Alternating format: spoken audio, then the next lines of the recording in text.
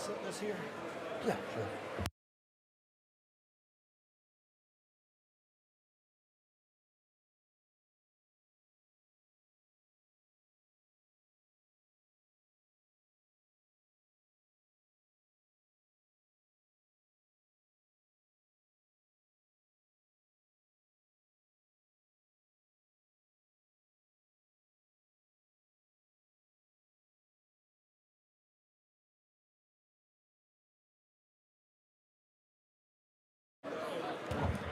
Well, good morning.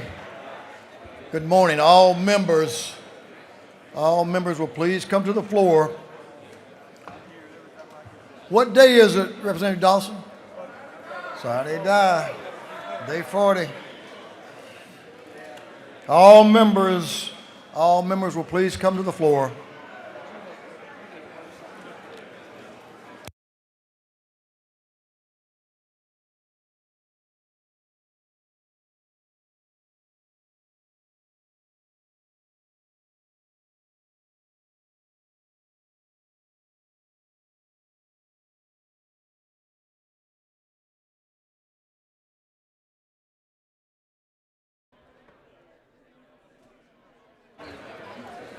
Well, good morning. The hour of convening having arrived. All members will please come to the floor and take their seats. Mr. Clerk, will you ring the bell, please?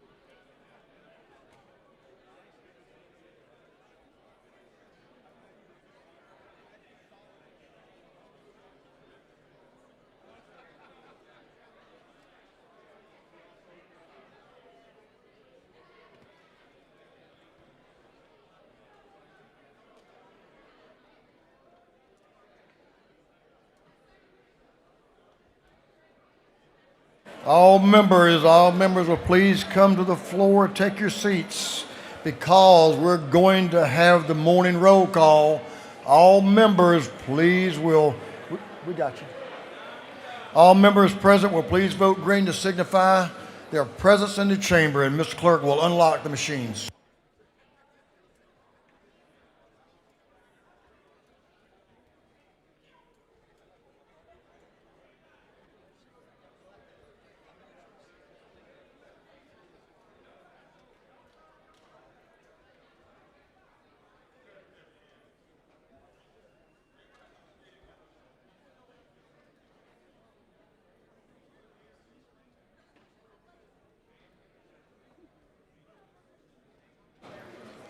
Have all members voted?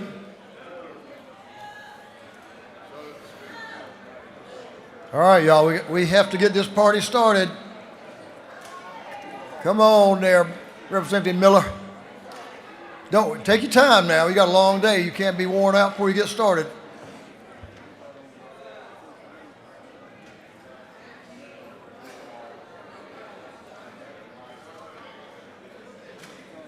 All members voted. All members voted. If so, Mr. Clerk, we'll lock the machines. Doorkeepers, will you please close the doors and keep them closed?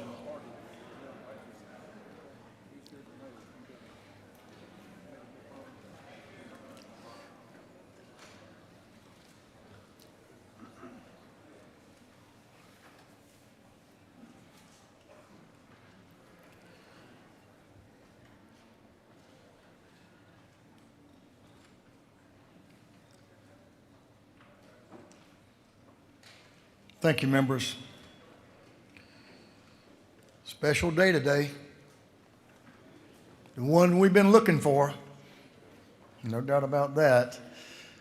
But let's get started with our custom. As we do in this house, we begin our day with scripture reading and prayer by our chaplain, after which we will pledge allegiance to the flag of our country. Our chaplain this morning is no stranger to Chairman Hitchens and myself. He's a young man that's done great work down in our part of the world. Played some football with Coach Irk Russell. That was a good start. But he served tenure in our county, but I guess I won't go any further because I know how long Chairman Hitchens likes to talk. So I want to recognize a gentleman from the 161st House District, Representative Bill Hitchens, to introduce our chaplain. Mr. Chairman. Well, Mr. Speaker, I always appreciate all the accolades you throw my way. He said something about my suit when I came in today, and I said I left off the bow tie for fear people would think I was an attorney. But I'm proud today to introduce a good friend and somebody that I've known for a pretty good while. And actually, we met through Rotary, and he's this year's president of the Effingham County Rotary Club, and he's done a great job. He's done a great job with his ministry. But he's not originally from our area. He grew up in Riverdale here and played football for Riverdale High School and got recruited by Georgia Southern, went to Georgia Southern. I met a young lady there named Tanya, who he ended up marrying, who was from Effingham County. He's been there. He originally started as an educator, coached football, track, and a couple other sports, I believe. But he decided after several years of coaching that ministry was on his heart, and he went to ministerial school and became a pastor. And we were talking a little while ago, and I think he just about holds a record for being a Methodist. He's been there, I think, 16 years now at the same church. And it's the Goshen United Methodist Church. And they just recently, or September, they're going to celebrate their 275th anniversary, which is a pretty good while.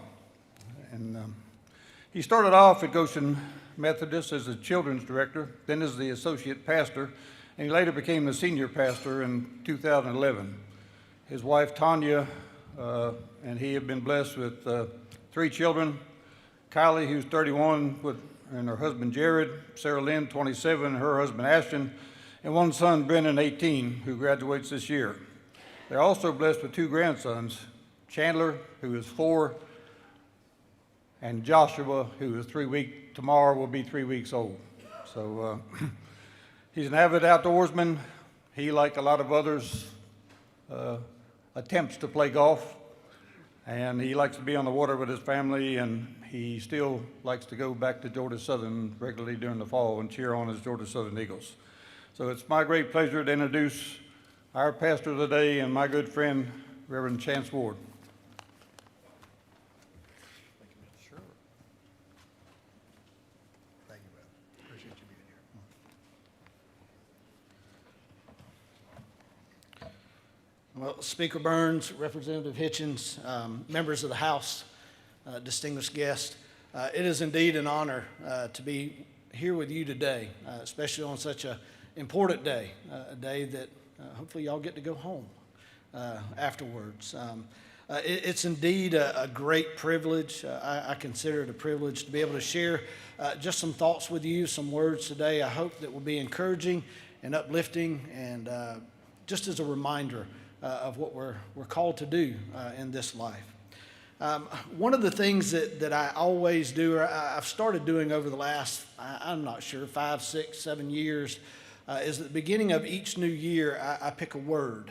That word guides me through the year. It helps me reflect, and it helps keep me grounded.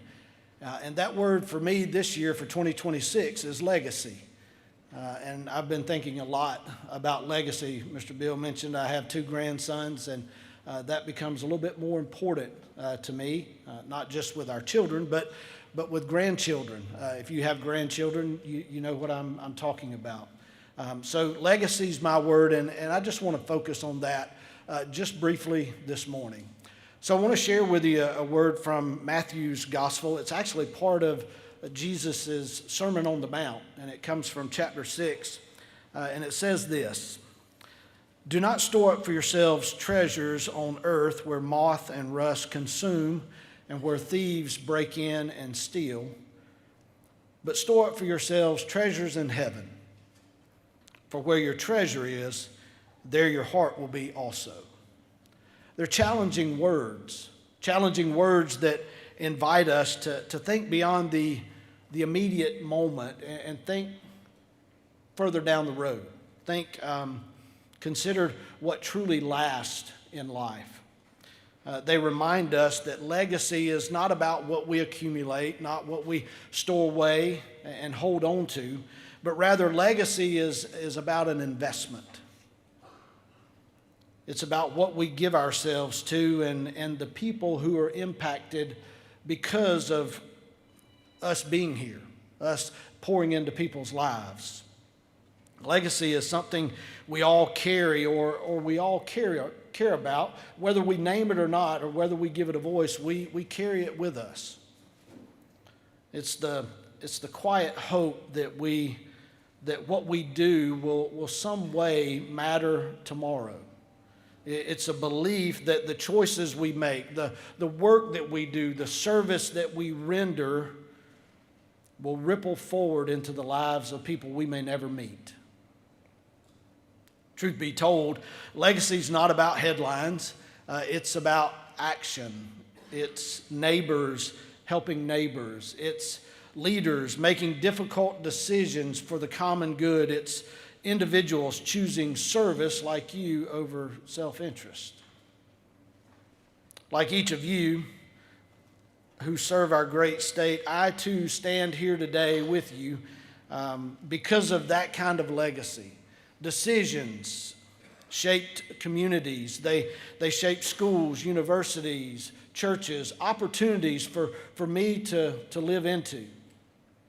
And because of the faithful leadership of those who came before us, we've been afforded the privilege to answer a call to serve. And it truly is a call to serve.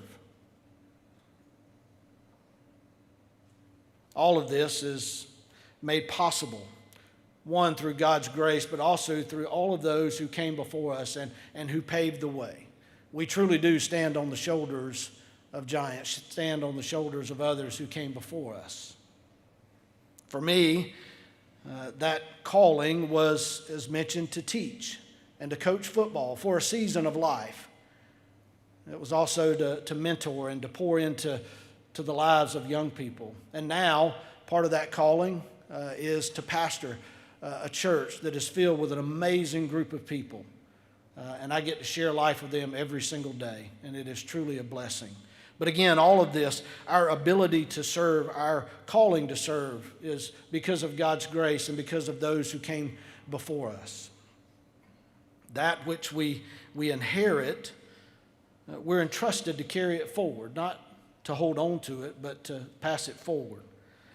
And that's part of a legacy that shapes us and future generations that depend on us to ensure that our treasure and our hearts are aligned to promote kingdom values over self-interest. That's how legacy works. We receive something, then we decide what we do with it. The same is true of faith.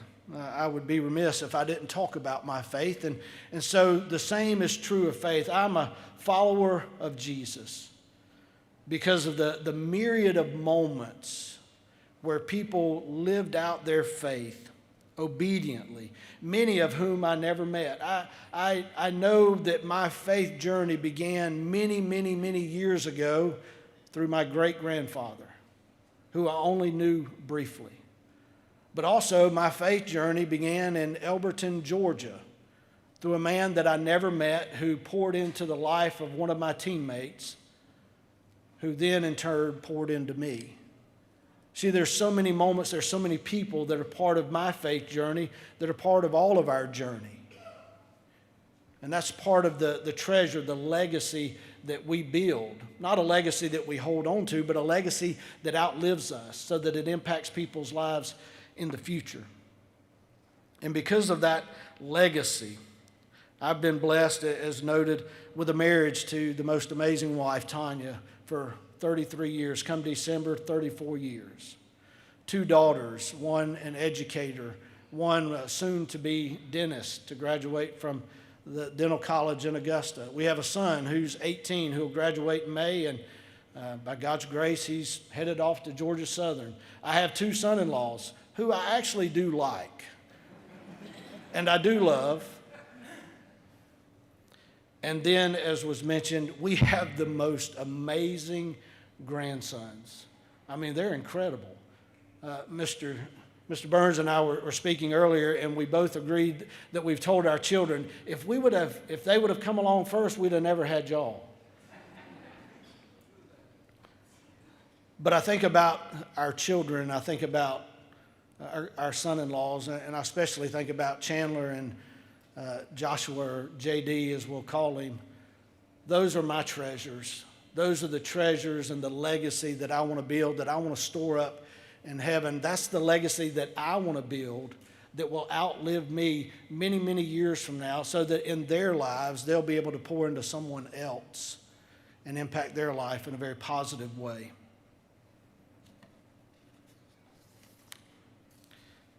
This is what Jesus was pointing to when he spoke of treasure. Treasure, or in this case, as we're talking about legacy, is not measured by recognition. It's not recognized by titles or even our accomplishments. It is measured by what and who we value deeply. We value enough to give ourselves to them. By how we invest our time, by our energy and our service for the good of others, like you've done for the past 39 days now, 40 days in session. And that brings us to this moment. For those of you who serve in this chamber, your work carries lasting weight. And I want to say, whether you hear it or not, I personally want to say thank you. Thank you for the work that you do. To serve in the way that you do is sometimes, oftentimes, a thankless job. I'm sure that your phone rings more often to answer complaints than it does to answer, hey, you're doing a good job. And because, and however, each of you is put in a position to work for the betterment of others. That's why you're here, to work for the betterment of others. This is no small task as you make choices that affect the whole, not a few. The policies you shape, the decisions you make, the conversations that you engage in or have engaged in up to this point will influence families, communities, and futures long after the 2026 session ends. You may never meet all those who are affected by what you do here in this chamber, but they will live in a world impacted by your leadership and the service that you help create. So I offer you this question for reflection. What kind of legacy are we building? What kind of legacy are you building? What kind of legacy am I building? The legacy that we build, and one that outlives us for future generations, I pray it would be marked by integrity in a time that demands trust, by compassion in a time that most certainly often feels divided, and by wisdom that looks beyond the present and considers the future. May we invest not only in what is seen today, but in what will bless generations to come. And as we invest in initiatives or people, may we lead with character, with humility, and may we act with an awareness that our lives can bless generations yet unborn. May the treasure we store up become a legacy not just of progress, but of purpose, not just of achievement, but of faithfulness in our own lives and in the lives of those entrusted to our care. Ultimately, may the treasures we store up have eternal value, rooted in God's grace and love. As part of my legacy, I want more than anything else than for people to know that faith passed on turns into a blessing that becomes an opportunity to be a blessing for future generations with a faith lived well. I want to thank you again for the opportunity and the privilege to share just some thoughts with you about some things that are important to me, and I pray are important to you as well. Amen. If you would, please stand as we pray.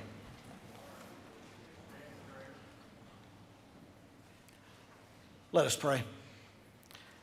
Gracious and loving God, we give you thanks for the gift of this day. And we thank you for those who have gone before us and the legacy that they have entrusted to us.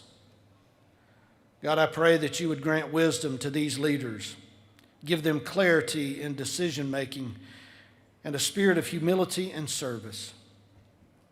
May their work reflect justice, compassion, and a vision that extends beyond today. Help us all to live in a way that our legacy brings good into the lives of others and outlives us, and most importantly, honors you, O Lord. We ask in the name of Jesus. And everyone said, Amen. I pledge allegiance to the flag of the United States of America and to the republic for which it stands, one nation, under God, indivisible, with liberty and justice for all. Thank you, Brother Chance. Thank you. Awesome job. Appreciate you. Appreciate you.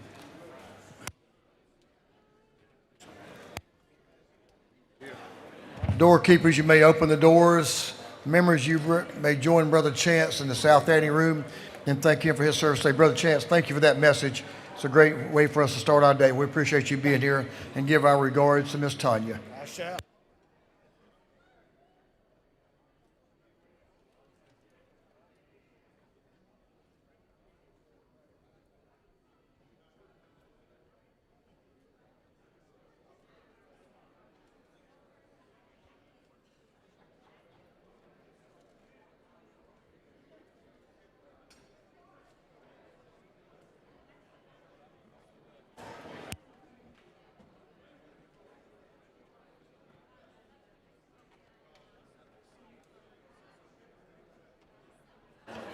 Members, our doctors of the day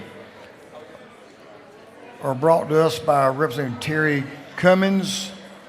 They're Dr. Janelle Holder, who will be here this morning into the afternoon. And our second doctor will be brought to us by Representative Shay Roberts.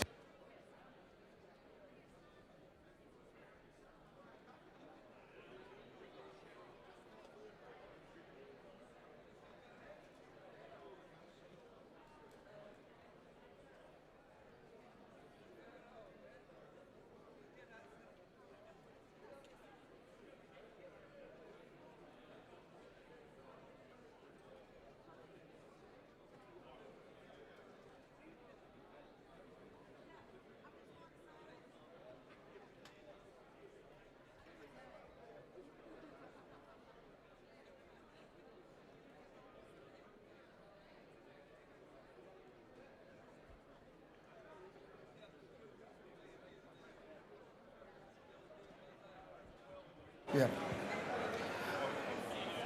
Representative Shay Roberts has invited Dr. DeRudy Contractor, who will be here later this afternoon until adjournment.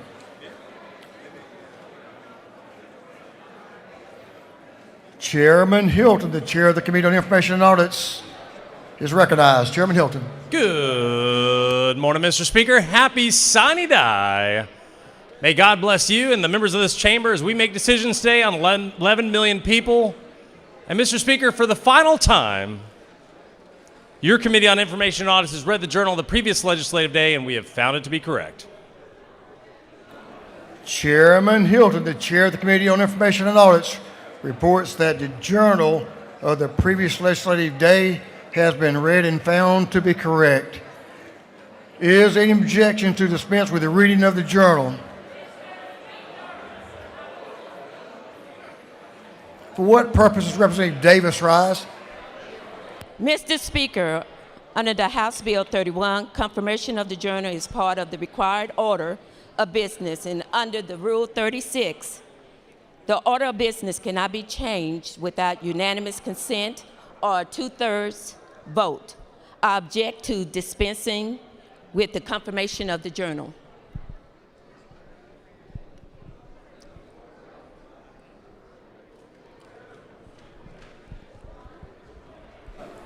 So the lady's objection is the journal is changing the order of business? My objection is that the journal is incorrect, number one. I object to the confirmation of the journal, and the journal does not accurately reflect the preceding legislative days regarding House bills and Senate bills. I request that the journal be corrected before confirmation. I think the chairman has read the journal, staff has read the journal, so I'm not going to recognize your objection. The journal is correct. Mr. Speaker, you do not need an excuse to insist and to object to the dispensing of confirmation of the journal. So I continue to hold that I need that journal read completely. Your objection is noted and it is overruled. We're going to confirm the journal. Is there any objection to dispense reading the journal? Hearing none, the reading of the journal is dispensed with. Is there any objection to the confirmation of the journal? Hearing none, the journal is confirmed. Mr. Clerk will read the resolution establishing the order of business for the day. Representative Session, the 104th moves following be established the order of business during the first part of the period, unanimous consents. Introduction of bills and resolutions, first reading and reference of House bills and resolutions, second reading of bills and resolutions, reports of standing committees, morning orders. Is there any objection to adoption of the resolution establishing the order of business for the day? Hearing none, the resolution is adopted.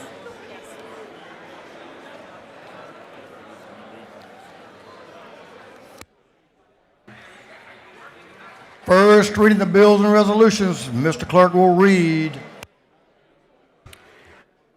Senate Bill 629 by Senator Anna Vardy, the 31st bill being titled Act to Repeal an Act incorporating the town of Braswell, approved December 13th, 1895. Intergovernmental coordination. That completes first readers.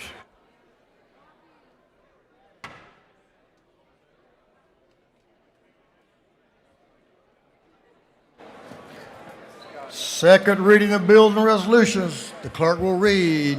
House Bill 1606 by Representative Clark of the 100th, Gaines of the 120th, Fleming of the 114th, Horner of the 3rd, Bonner of the 73rd, a bill relating to offenses against public order. House Bill 1607 by Representative Hilton of the 48th, Estration of the 104th, Donasucci of the 105th, Silcox of the 53rd, Barrett of the 24th, and others, a bill relating to banking and finance. House Bill 1608 by Representative Crawford of the 89th, McQueen of the 61st, Barry of the 56th, Ollie of the 106th, and Barnes of the 86th, a bill relating to commissions and other agencies of state government. House Resolution 1949 by Representative Gallant of the 19th, a resolution creating the House Study Committee on Gamecock Fighting in Georgia. House Resolution 1950 by Representative Carter of the 93rd, Hughley of the 141st, Park of the 107th, Cannon of the 58th, Gilliard of the 162nd, and others, a resolution recognizing and commending former President Barack Obama on the opening of the Obama Presidential Center. House Resolution 1951 by Representative Tran of the 80th, Drenner of the 85th, Silcox of the 53rd, Roberts of the 52nd, and Crawford of the 89th, a resolution creating the House Study Committee on MARTA governance, financial accountability, and regional transit oversight. Through second readers.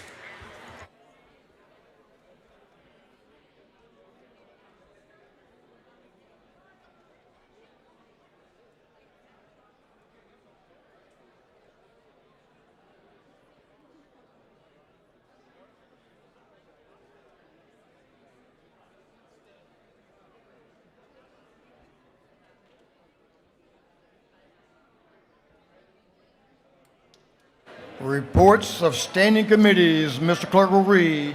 Representative Lee Hawkins, the 27th District Chairman, Committee on Health, submitted the following report. Mr. Speaker, Committee on Health has had under its consideration the following bill of the Senate. The instructed me to report same back to the House with the following recommendations.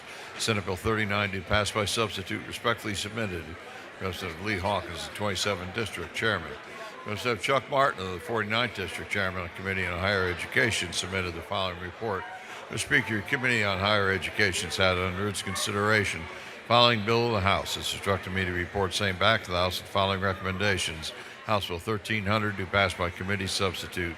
Respectfully submitted, Representative Chuck Martin of the 49th District Chairman. Representative John Corbett of the 174th District Chairman on Committee on Motor Vehicles submitted the following report. Mr. Speaker, Committee on Motor Vehicles has had under its consideration following bills of the House. It's instructed me to report the same back to the House with the following recommendations.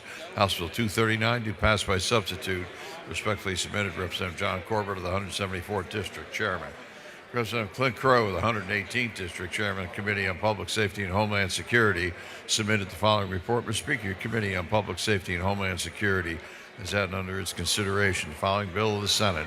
It's instructed me to report same back to the House with the following recommendations. Senate Bill 454 to pass by substitute.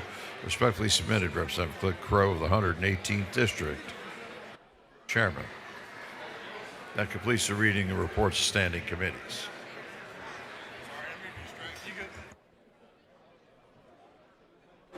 Thank you, Mr. Clerk.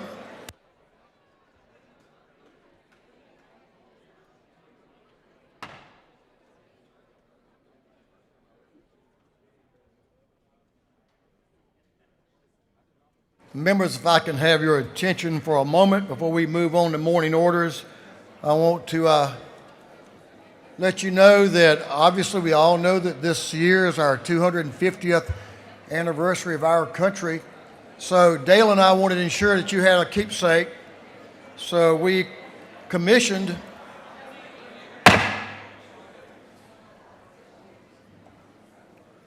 mainly Dale, commissioned these coins for the members of this house. So something that you can pass on to the next generation.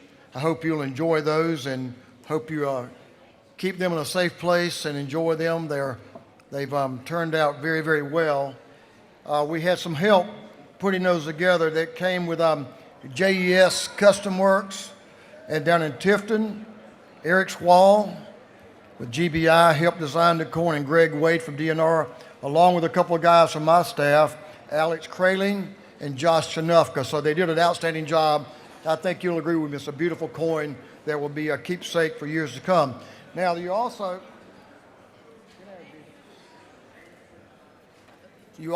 have a custom wooden block on your desk as well, so you may certainly utilize it to display your coin. It's made out of good old South Georgia yellow pine, and that's ours.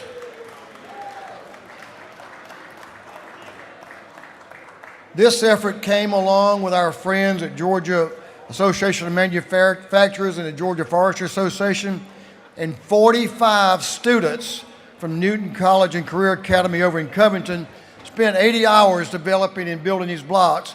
And we have a couple of them, 3 of them actually here with us, and their instructor.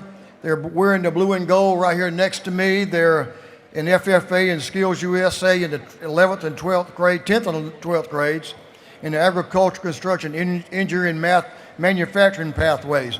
They ran that sawmill, that wood miser you saw, the bandsaw, the miter saw, the biscuit joiner. Oh, that's pretty cool. They engraved and they stained the blocks. Mr. Pollard is here with them. There was one of their instructors, their teachers, and Mr. Connor and Mr. Moss also, Dr. Pollard to be sure. Now we have, and I want you to help show your appreciation, your thanks to Carlin Curtis. Raise your hand, Carlin. Aubrey Norman and Brady McElroy. Let's thank them and Mr. Pollard, Dr. Pollard, for their help.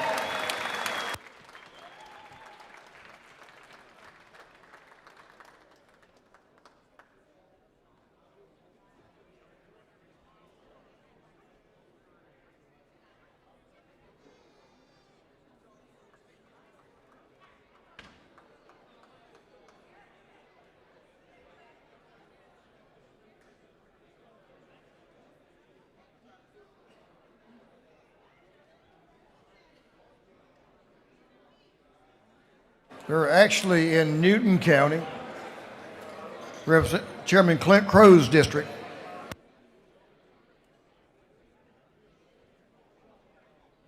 And Chairman Fleming's district.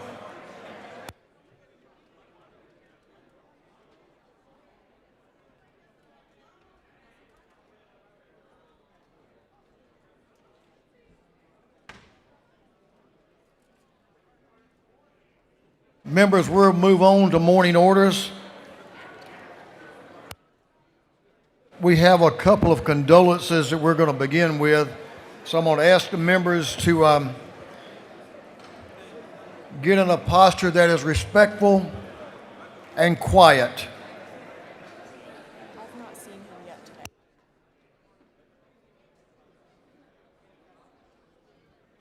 Chairman Corbett.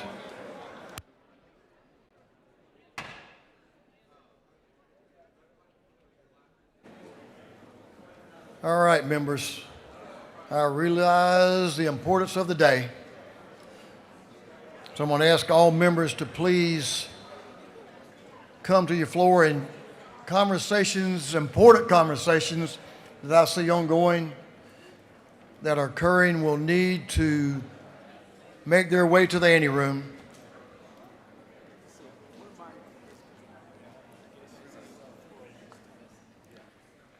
Doorkeepers, please allow members to move their conversations to the anteroom and then close the doors, because we're going to show our respect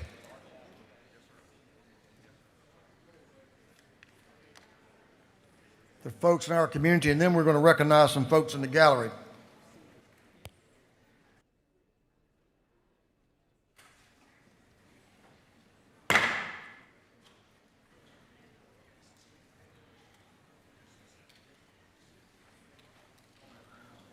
All right, all members, please give your attention to Chairman Corbett. I'm going to ask you to stand with Chairman Corbett, Chairman Meeks, as we show our respect and offer our condolences to some of our guests, and he's going to explain it. Chairman Corbett. Thank you, Mr. Speaker. Members of the House, I rise this morning to honor the life and memory of Miss Reba Highsmith Cruz. Miss Cruz dedicated over 50 years of service to Brantley County Tax Commissioner's Office and to the citizens of Brantley County. She lived a life defined by compassion, generosity, integrity, unwavering devotion to her family, friends, community, and most importantly, her Lord and Savior, Jesus Christ. She was a source of strength, encouragement, and inspiration to all who had the privilege of knowing her. Her legacy will continue to shine through the countless acts of love she extended, the values she instilled, and the memories she leaves behind.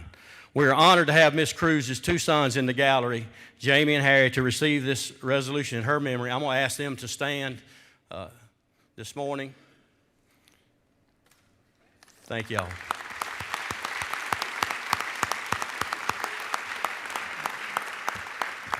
And members, y'all will bow with me in a moment of silence in Ms. Cruz's honor. Thank you. Thank you, Mr. Speaker. I yield well. And if y'all want to come down to the ante room, we can take some photos and I'll present the resolution. Thank you, Mr. Speaker. Thanks for being here with us. Thanks for the recognition. Had a great mother, sounds like to me. So thanks for her service to our people in your community. Let's do another one of these condolences. Representative Denia, please give the gentleman in the well your attention, please, and your respect. And friends, Representative Denia, members will please rise. Thank you, Mr. Speaker. I'd like to honor the life of a friend, a brother, a father, someone that impacted a lot of lives in Georgia, Bishop Adeyinka Adejube. You look at the picture over there, Bishop was full of life.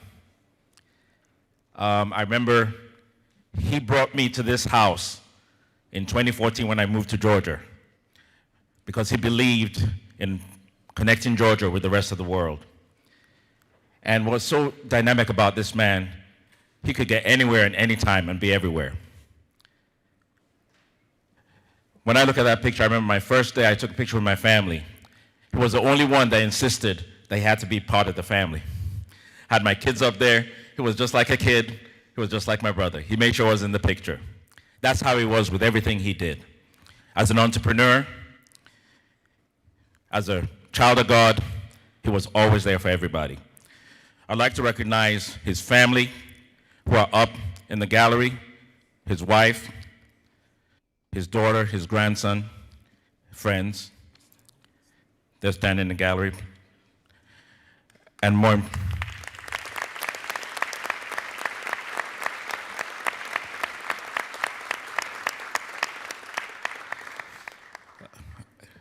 and I'd like to take a moment of silence for his memory. Thank you, Mr. Speaker. I yield the well. If the family can join me in the anteroom for a picture. Thank you. Thank you, Representative Denia. Condolences to you all, the family. Thank you for being here today. All right, members, we have a number of morning orders. We're going to have 1 minute to inform us on your morning order and recognize some friends in the gallery. So if you will give the member in the well your attention, please.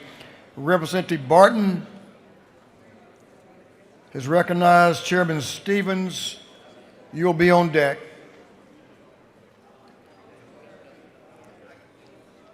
Representative Barton's recognized.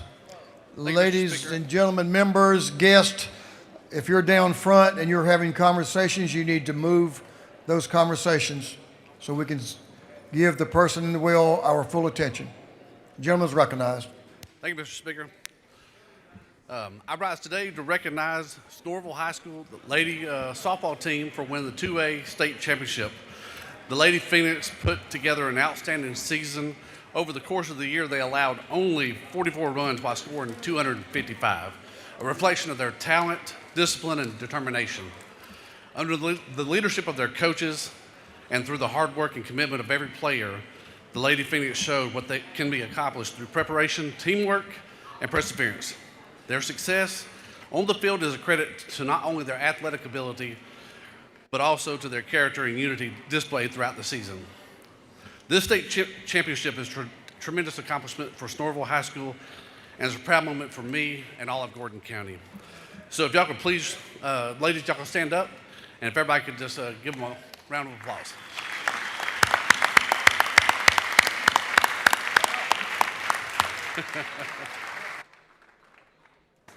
Congratulations. Great season. Good to have y'all with us. Chairman Stevens, Representative Wafer Baker, you'll be on deck. Please give the gentleman your...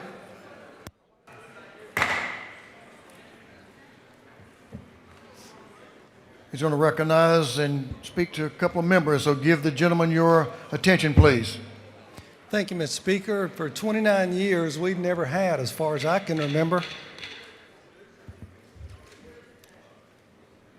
a time when our delegation, being the dean of the delegation, has lost both members, two members at the same time, and we're doing that this year. So I want to take an opportunity just to remind you of some of the things that Mayor Edna Jackson did with the infrastructure and some of the things you may not realize in Savannah, but especially pulling people together. She was amazing at doing that.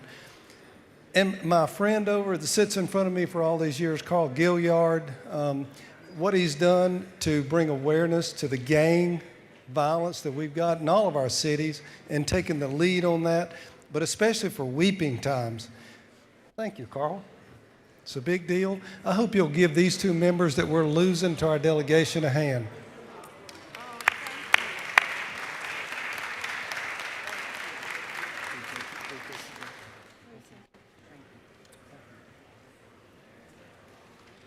They've certainly made their mark. Thank you, Mr. Chairman, for recognizing them. Representative Wafer Baker and some friends, ladies recognized. Representative Santos, you're on deck. Thank you, Mr. Speaker and members. I rise today to recognize a woman whose life's work has strengthened communities across the state of Georgia, Miss Vicki Pilgrim. For more than 40 years, Miss Pilgrim has dedicated her life to promoting health, wellness, and active aging through the Georgia Golden Olympics and her work with the National Senior Games Association. Because of her leadership, thousands of older adults have been given the opportunity to stay active, connected, and engage in ways that truly enrich their lives. And her work is not just about athletics, it's about dignity, purpose, and community. It is about reminding us that there is no age limit on living a full and meaningful life. I had the pleasure of meeting Ms. Pilgrim when I participated in the Georgia Golden Olympics, and I experienced firsthand the spirit, joy, and sense of belonging that she has created. Ms. Pilgrim's legacy is one of service, compassion, and impact, and Georgia is better because of her. The 2026 Georgia Golden Olympics will be hosted in Clayton County, and I'm honored to stand here with my Lady, we'll colleagues. suspend just for a minute. Members, you want to be respected when you're in the well making an important point about something or someone. So please show that same respect to other members, or we could probably take all day just on morning orders, because that's what we're going to do. Give the lady your respect. Lady will continue. Thank you. The 2026 Georgia Golden Olympics will be hosted in Clayton County, and I'm honored to stand here with my colleagues from the Clayton County delegation. Ms. Pilgrim, will you please stand? And members, will you please recognize this awesome woman? Thank you. Thank you, Mr. Speaker. I yield the well. Thank you, Representative Baker. Got a lot of work to do. Been doing a lot of work. We appreciate you being here and sharing with us and all you do for your folks back home. Thank you so much. Representative Santos. Representative Bell, you'll be on deck. Thank you, Mr. Speaker. Today, I rise to recognize someone that's on the gallery here with us. One of the greatest parts of this work is recognizing people who work hard, often behind the scenes, but whose strength is truly powerful. Khalil Jackson is one of those people. A two-time cancer survivor, a survivor of domestic violence, a mother, a business owner, and the founder of My Sister's Keeper next door. She continues to pour into others with grace and purpose. Her life is a reminder that strength doesn't always have to be loud to make an impact. To the many others walking their own journey, please know that you are seen and valued, and you are appreciated. It is my honor to recognize Khalil Jackson. If you are here, please rise and be recognized. Thank you, Mr. Speaker. I yield the well. Thanks for being here, Ms. Jackson. Appreciate your work. Thank you. Representative Bell, Representative Park Cannon, you're on deck. Okay. Thank you, Mr. Speaker. Colleagues, today is 404 Day at the Capitol, where we're having our annual Sine Die block party representing Atlanta and Metro Atlanta's excellence. Today we'll be joined with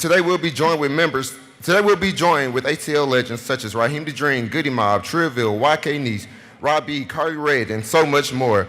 But also today that helps us bring that apart is Danny Nagel. Attorney Nagel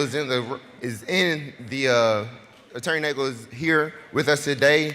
He helped us put this together, and as well as an outstanding Georgian from Clayton County, where he helps this community so much more. So thank you, Attorney Nagel.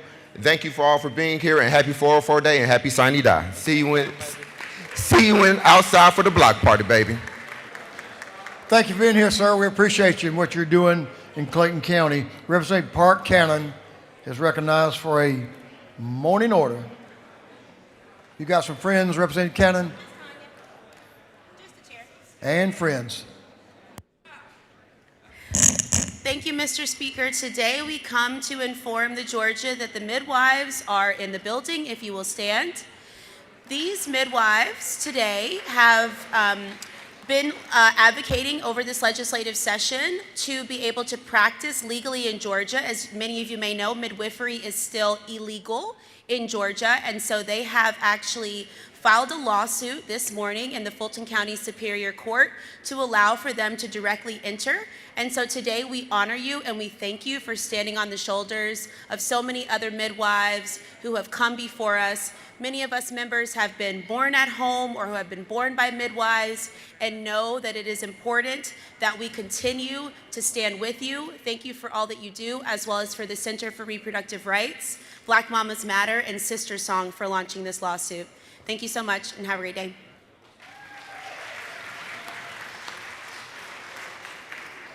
Thank you for being here with us today.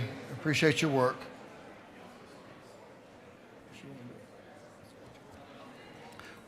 Representative Billy Mitchell.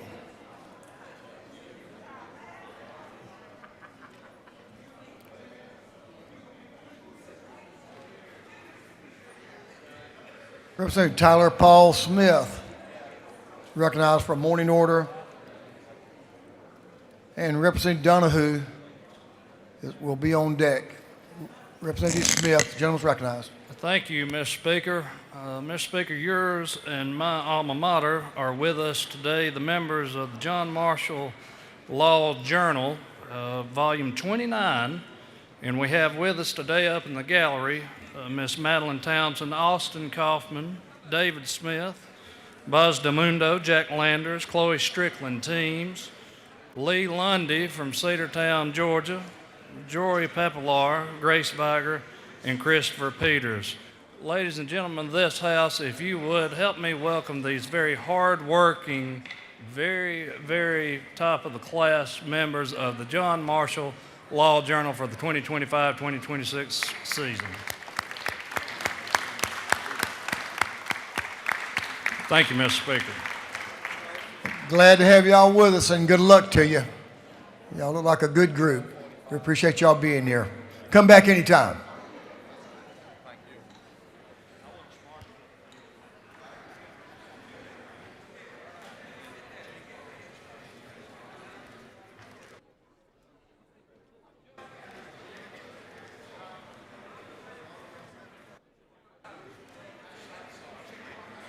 Representative Emory Donahue is recognized for morning order. Give the gentleman your attention, please.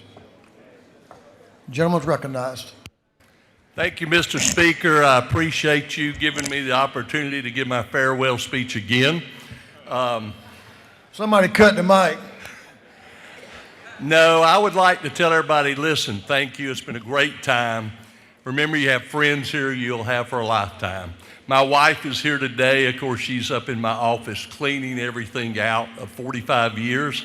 She had a good report on her cancer. And my grandson is back here with a Georgia tie on, so go Dogs. But I do appreciate it, and just consider everybody here, pray for him today that we have a great day. Thank you.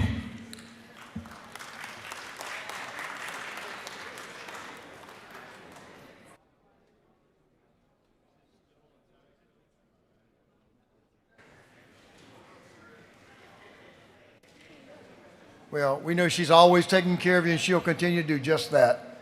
Representative Billy Mitchell. Gentleman's recognized.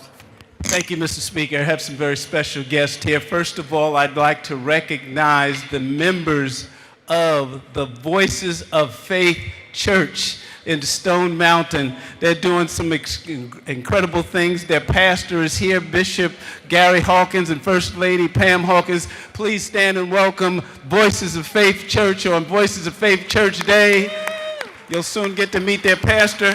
And I'd also like to take the next 15 seconds to recognize, born in College Park, Georgia, this renowned Grammy Award-winning singer and songwriter, member of the multi-platinum R&B group Escape, reality TV star and husband to the famed actor and rapper T.I., who we've honored in this...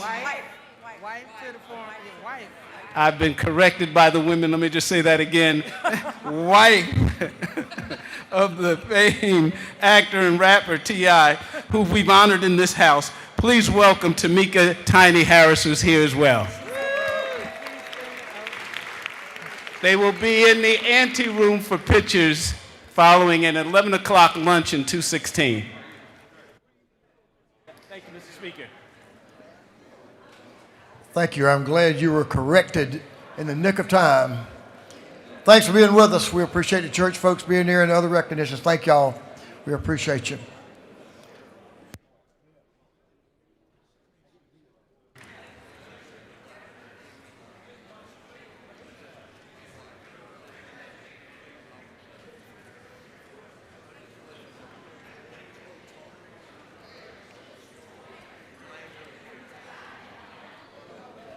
Mrs. Donahue. Elaine, please stand and let us recognize you for all of your years of support for Representative Donahue and certainly for the people in y'all's district and y'all's area. Thanks for coming. You look great, and God blesses us all, and I'm glad He blessed you as well. Thank you.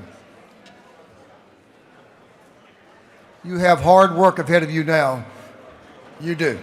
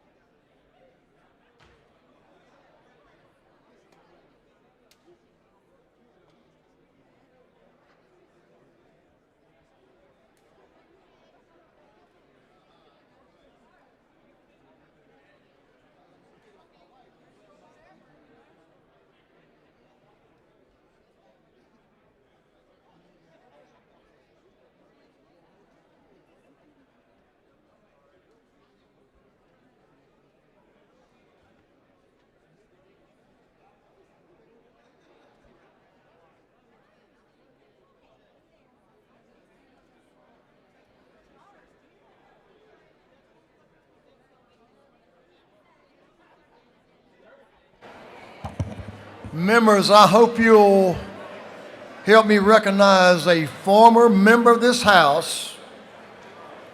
We've missed him. Chairman Jay Collins. Jay, good to have you. Good to see you. Looking great. Chairman Jay Collins.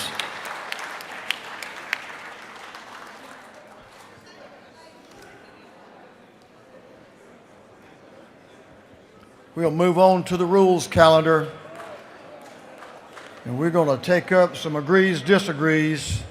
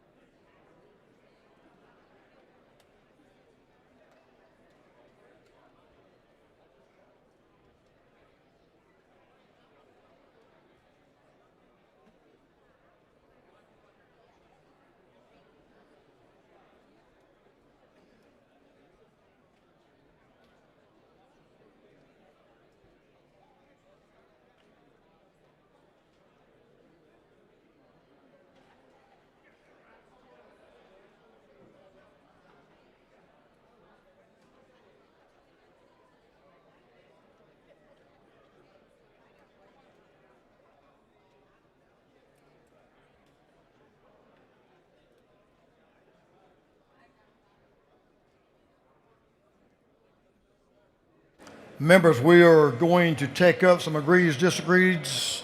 This is about some rounding, I think, making things work smoothly.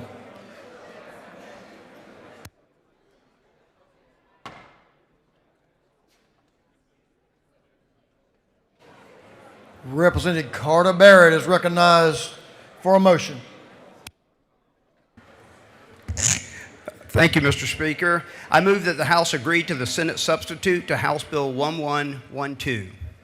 Mr. Clerk will read the caption. House Bill 1112 to be entitled an act to amend Chapter 1 and Title 10 of the Official Code of Georgia annotated relating to selling and other trade practices so as to provide for rounding of total price of the sales, goods, or services when using legal tender. Representative Barrett is recognized to explain the Senate substitute. Thank you, Mr. Speaker, ladies and gentlemen. House Bill 1112 is the penny bill. Y'all have heard about the penny bill so far. As you know, the Treasury decided to quit manufacturing pennies last November. This is a response to help our retailers have some guidance on how to handle those transactions when there are no more pennies out in circulation. It's a simple bill, and I'd be happy to answer any questions. Gentleman has a question to your right, Representative Carpenter. Does the gentleman yield? Yes, sir. What was added in the Senate on this bill? Anything? This bill has gone back to its original form, which follows the National Conference of State Legislators guidance, and it mirrors states around us and what most states are doing. Okay, thank you so much. Gentleman has no further questions. Thank you, Mr. Speaker. I yield the well. On the gentleman's motion that the House agree to the Senate substitute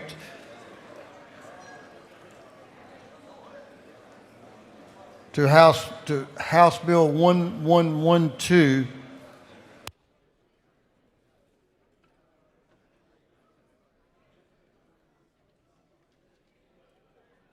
just confirming it is a substitute to House Bill 1112. All those in favor will vote yes. All those opposed will vote no. And Mr. Clerk will unlock the machines.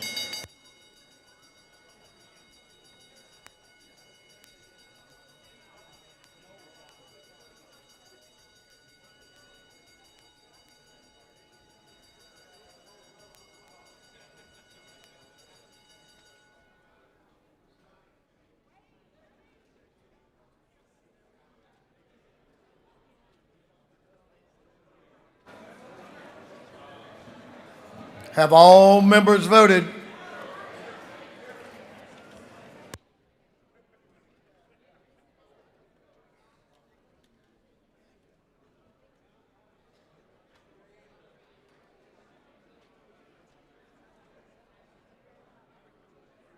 Have all members voted? If so, Mr. Clerk will lock the machine. On the gentleman's motion, the yeas are 163, the nays are 4, and the House has agreed to the Senate substitute to House Bill 1112.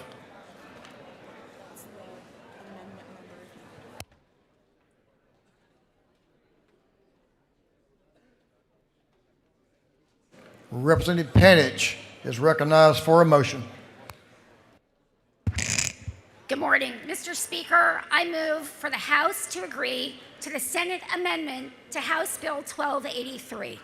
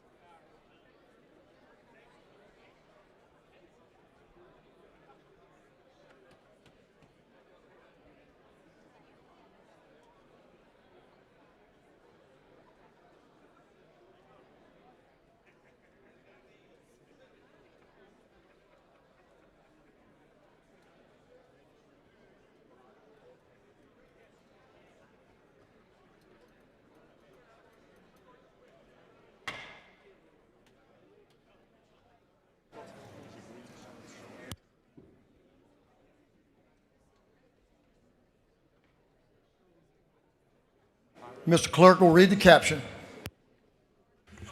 House Bill 1283 to be entitled an act to amend Chapter 13 of Title 19 and Chapter 16 of Title 17 of the Official Code of Georgia annotated relating to family violence and discovery, respectively, so as to authorize the creation of family justice centers. Representative Panich is recognized to explain the Senate amendment to House Bill 1283. Thank you, Mr. Speaker. Okay, this body passed an amazing bill to bring forward how we treat survivors of domestic violence and sexual assaults. The Senate added a fantastic amendment which was authored by Representative Lupton. It would require that rape kits be kept for 10 years so that testing can continue to be done and that the actual evidence is preserved. Now, there is another amendment on your desk, Amendment 460126. It was a clerical error. Instead of being meant for this bill on 1283, it is meant for 1238. So that amendment has nothing to do with this bill. The amendment we want to accept is HB 1283/S FA. I urge and agree on this bill, and I ask for a unanimous agree on this bill. And Mr. Speaker, I will yield for any questions.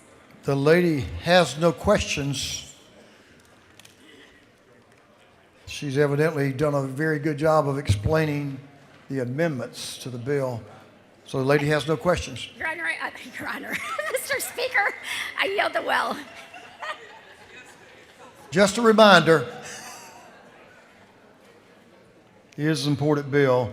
On the lady's motion that the House agree to the Senate amendment to House Bill 1283, all those in favor will vote yes, those opposed will vote no, and Mr. Clerk will unlock the machines.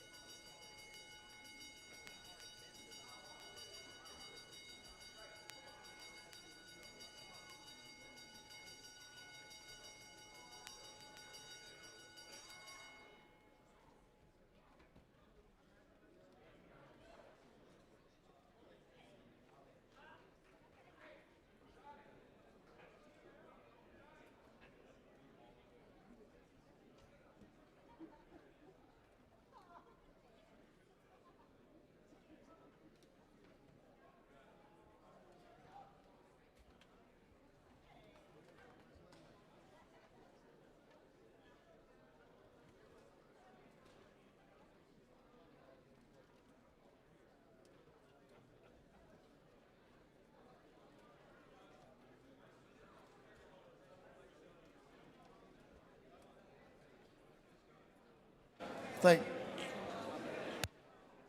Chairman Hitchens, you're a yes, but your machine is a malfunction. Well, that helps.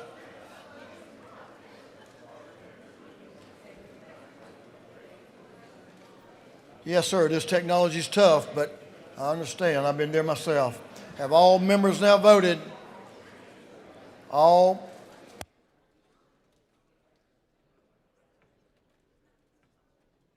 Have all members voted? If so, and you called it, it's all green. All members voted. On the lady's motion, the yeas are 170, their nays are 0, and the House has agreed to the Senate amendment to House Bill 1283. Now let's do this. This is a joint effort. We always will like to work together in this House. This is actually Representative Karen Lupton's first bill that she was a critical part of. So let's also congratulate her and Representative Panich on great work. Thank you.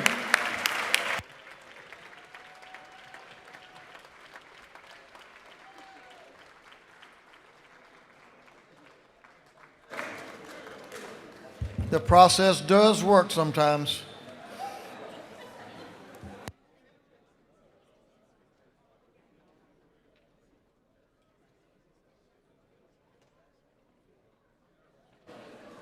Chairman Hilton is recognized for a motion.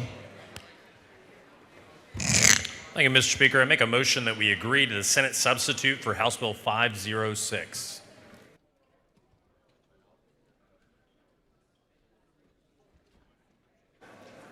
Mr. Clerk, will please read the caption.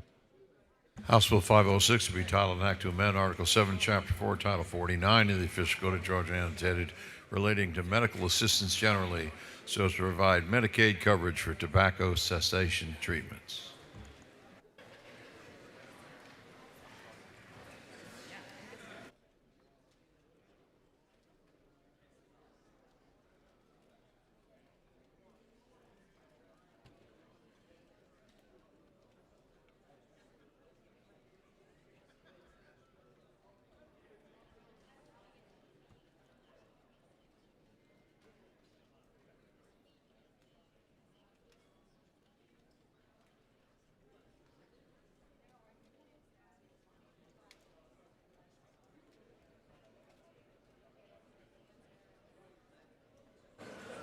Chairman Hilton is recognized to explain the Senate substitute. Thank you, Mr. Speaker. The original House bill dealt with smoking cessation. That bill, the underlying bill, has been totally taken out, and EMS surprise billing language has been put in. That language, that same language you have in front of you, has already passed this House twice already, most recently with a vote 167 to 0. So with that, I'll pause for any questions. Gentleman, yield for a question. Yes, sir. Representative Park Cannon to your left is recognized for a question.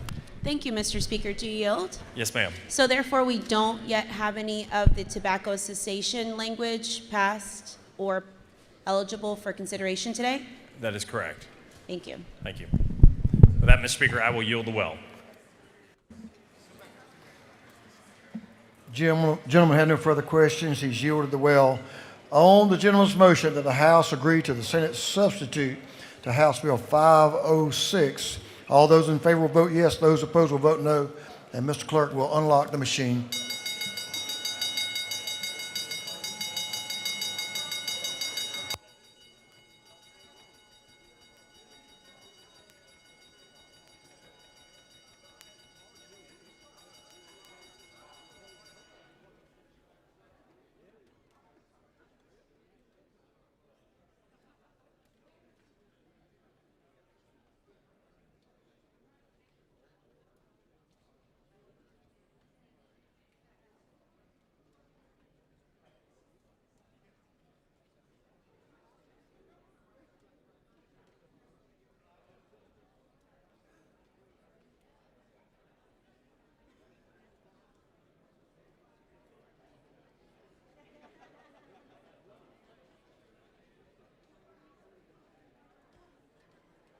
No thanks. Have all members voted?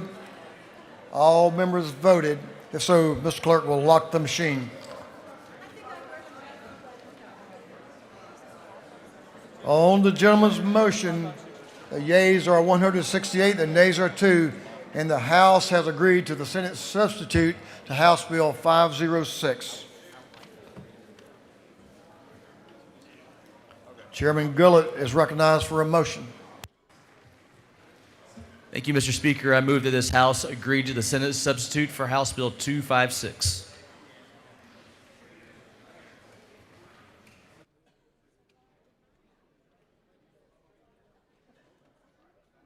Mr. Clerk will read the caption, please. House Bill 256 to be titled, an act to amend Chapter 5 of Title 49 of the Official Code of Georgia annotated relating to programs and protection for children, so as revised provisions relating to the foster parents' Bill of Rights.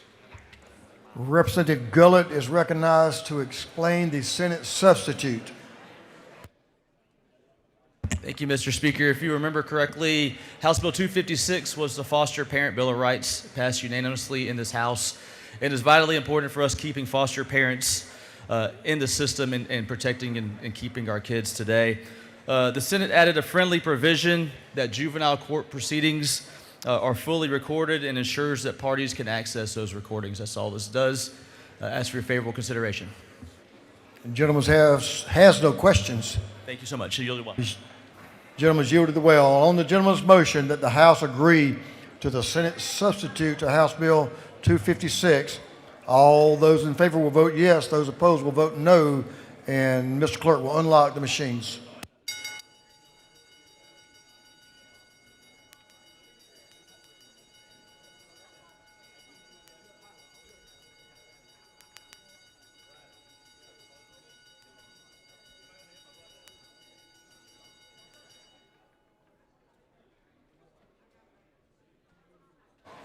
Have all members voted?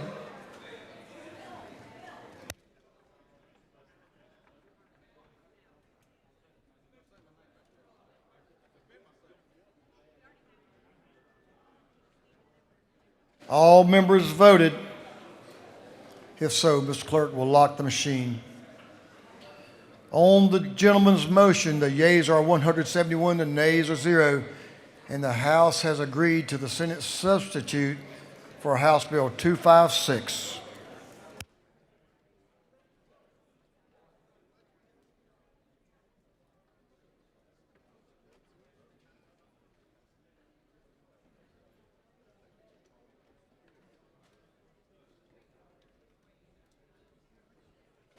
You're not going to do a rules meeting, are you? Good. I'll recognize you then. Just wanted to check, see what you wanted to do. Chairman Parrish is recognized for a motion. Thank you, Mr. Speaker. Ladies and gentlemen of the House, I'd like to move that the House agree to the Senate substitute to House Bill 1215. Mr. Clerk will read the caption. House Bill 1215 to be titled an act to amend Code Section 1562 of the official code of Georgia annotated relating to the number of judges of superior courts so as to provide for a third judge of the superior courts for the Middle Judicial Circuit. Representative Butch Parrish is recognized to explain the Senate substitute to House Bill 1215. Thank you, Mr. Speaker. Ladies and gentlemen, in my original bill, 1215, dealt only with the Middle Judicial Circuit by adding one judge. The Senate, in their substitute, added also the Clayton Judicial Circuit and the Atlanta Judicial Circuit. That's the only difference. Adds those other two judgeships. I'd ask for your favorable consideration. Gentleman has a question. Representative Jasmine Clark to your left. Thank you, Mr. Speaker. Does the gentleman yield? Yes, ma'am. Was the Gwinnett Judicial Circuit not also added to this bill? No, ma'am. Does the gentleman further yield? Yes, ma'am. I do think, yes. Yeah. In Part 3 of the bill, Yeah. the Gwinnett Judicial. I Yeah, just wanted to yeah. clarify on the record that the Gwinnett Right. Judicial Circuit Yes, ma'am. is in It's the bill. in there on that part. I'm sorry. I misunderstood what you said. Thank you. Thank you. Gentleman has another question from someone from Gwinnett. They want to make sure they're in it.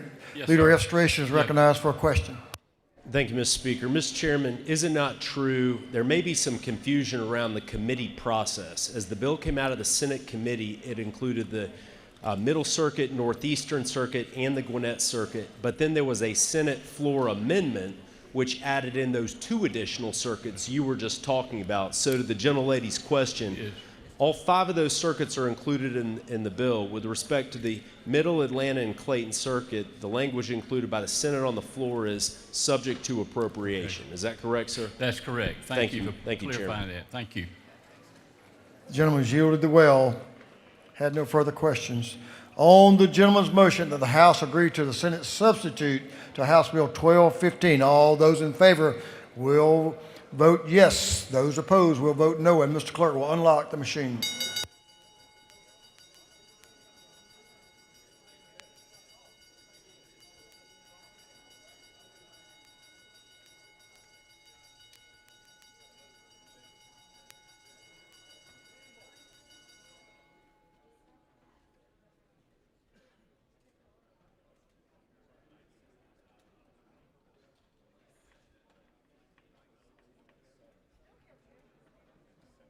All members voted.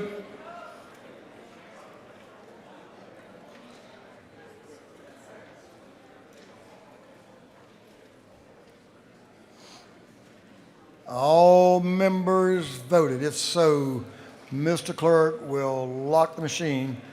On the gentleman's motion that the House agree to the Senate substitute to House Bill 1215, the yeas are 172, the nays 0. This bill having received. Well, and this House has agreed to the Senate substitute to House Bill 1215.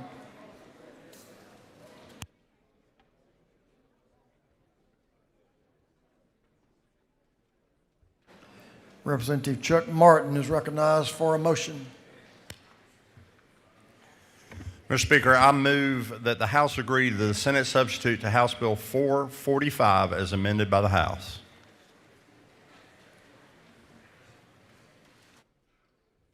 Mr. Clerk, I think you are going to read 440290. Would that be correct?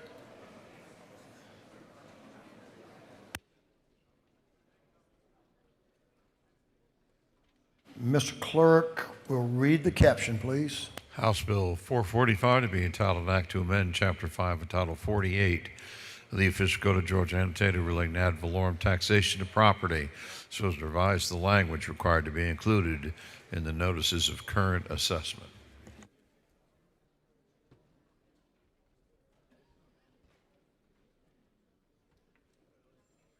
Chairman Martin is recognized to explain the Senate substitute and the House amendment. Thank you, Mr. Speaker. First, let me say to the House, House Bill 445 comes back with Section 2. That's the original language that this House passed last year.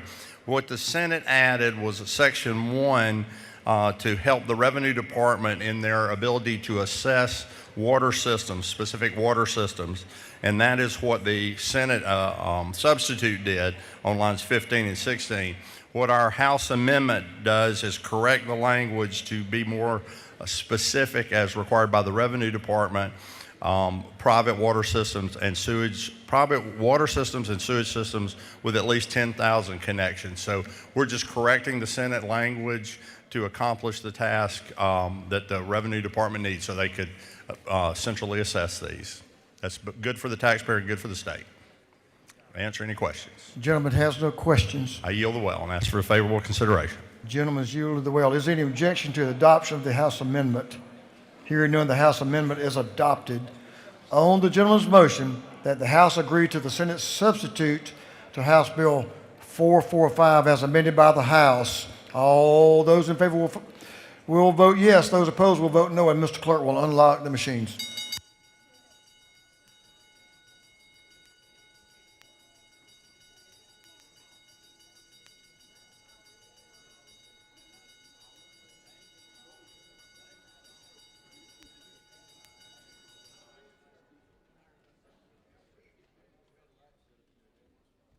Have all members voted?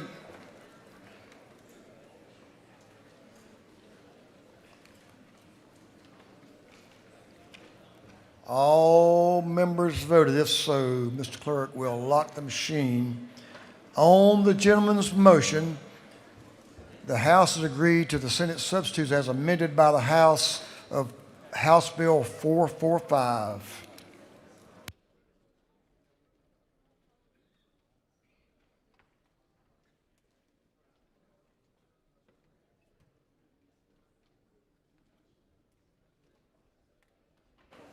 Members, we're going to get on the rules calendar, the debate calendar. Mr. Clerk, will you read the caption? I think you will. You want to get this job done too. Mr. Clerk, read the caption of Senate Bill 76. Senate Bill 76 by Senator Eccles, the 49th and others to be entitled an act to amend Code Section 4286 of the Official Code of Georgia annotated relating to license plates, promoting or supporting certain agencies, funds, or nonprofit corporations. This bill I refer to the Committee on Motor Vehicles. That committee recommends that this bill do pass by Rules Committee substitute. Representative McCullum is recognized to present the bill. Thank you, Mr. Speaker. Colleagues, today I have SB 76.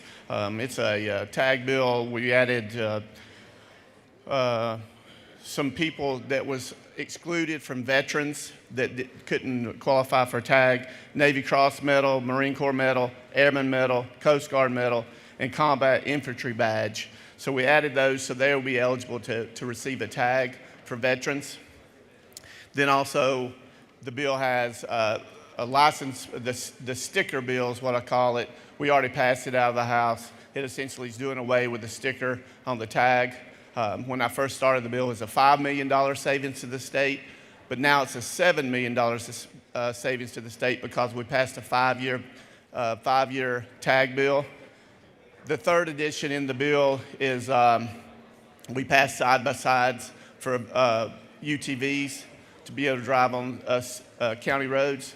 We're just adding it so they can ride on a state road for short distances, as long as it's under 60 miles an hour. They still have to have tag, title, lights, blinkers, all that, which is already in the law. We're just adding it so they can travel on state roads. That's pretty much the bill. I stand for questions, Mr. Speaker. The gentleman has no questions. I yield the well. The gentleman yielded the well. Is there any objection to the previous question being ordered? Hearing none, the previous question is ordered. Is there any objection to withdrawing the committee substitute? Hearing none, the committee substitute is withdrawn. Is there any objection to adopting the substitute offered by the Committee on Rules? Hearing none, the Rules Committee substitute is adopted. Is there any objection to agreeing to the report of the committee, which was favorable to the passage of the bill? Hearing none, the report of the committee is agreed to. Shall this bill now pass? All in favor of the passage of the bill will vote yes. All those opposed will vote no. And Mr. Clerk will unlock the machine. After lunch.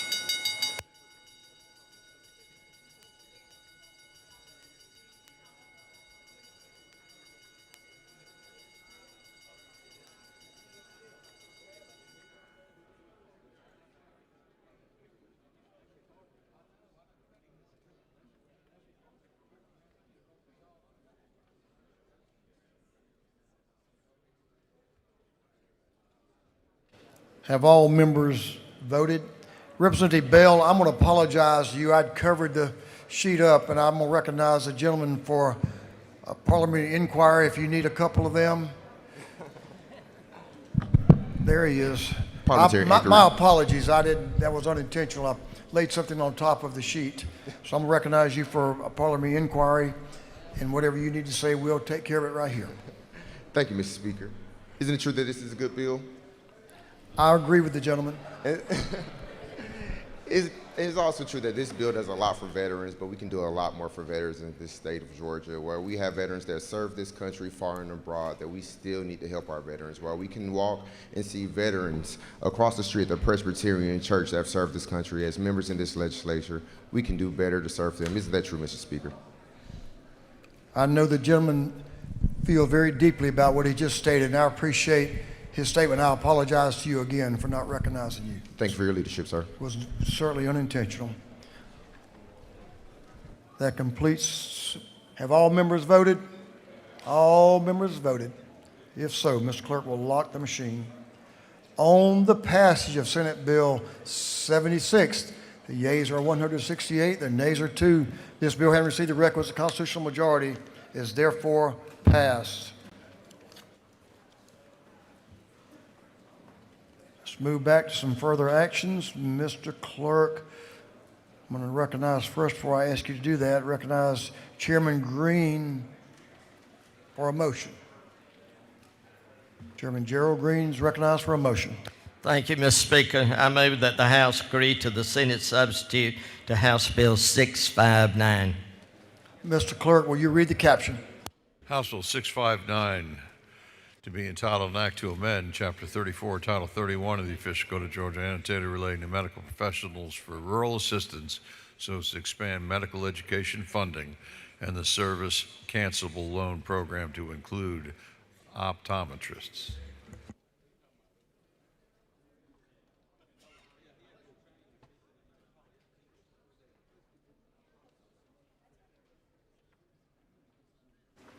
The gentleman is recognized to explain the Senate amendment to House Bill 659.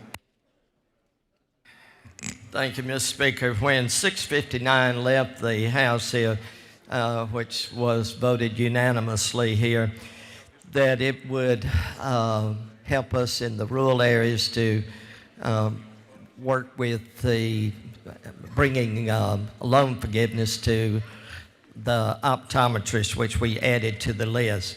The amendment that the Senate placed there adds GLP-1 meds to the list of medications that can be administered by certified medication assistants in skilled nursing facilities. GLP-1s are used for diabetics and obesity there. Mr. Speaker, if there's no questions, I will encourage the body to vote for the Senate amendment to House Bill 659. Gentleman's wish is granted. He has no questions. On the gentleman's motion that the House agree to the Senate amendment to House Bill 659, all those in favor will vote yes. Those opposed will vote no. And Mr. Clerk will unlock the machines.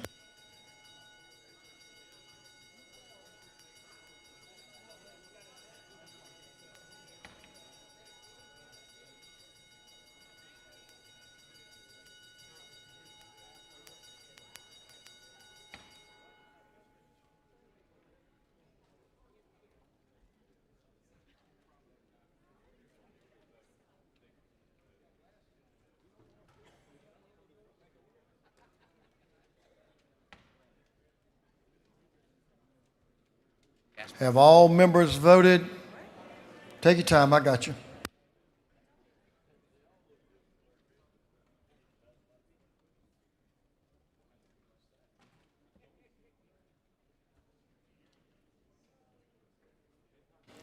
Have all members now voted? If so, Mr. Clerk will lock the machines. On the gentleman's motion, the yeas are 164, the nays are 8, and the House has agreed to the Senate amendment to House Bill 659.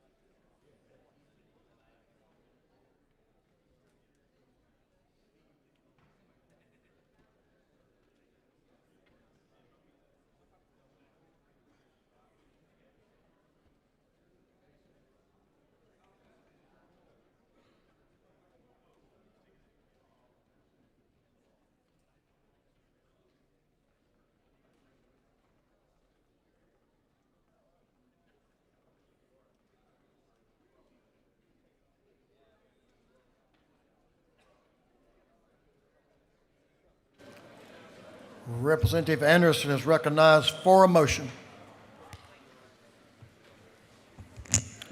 Mr. Speaker, I move that the House agree to the Senate substitute to House Bill 297 as amended by the House, and that Chairman Jaspers be recognized to present the bill.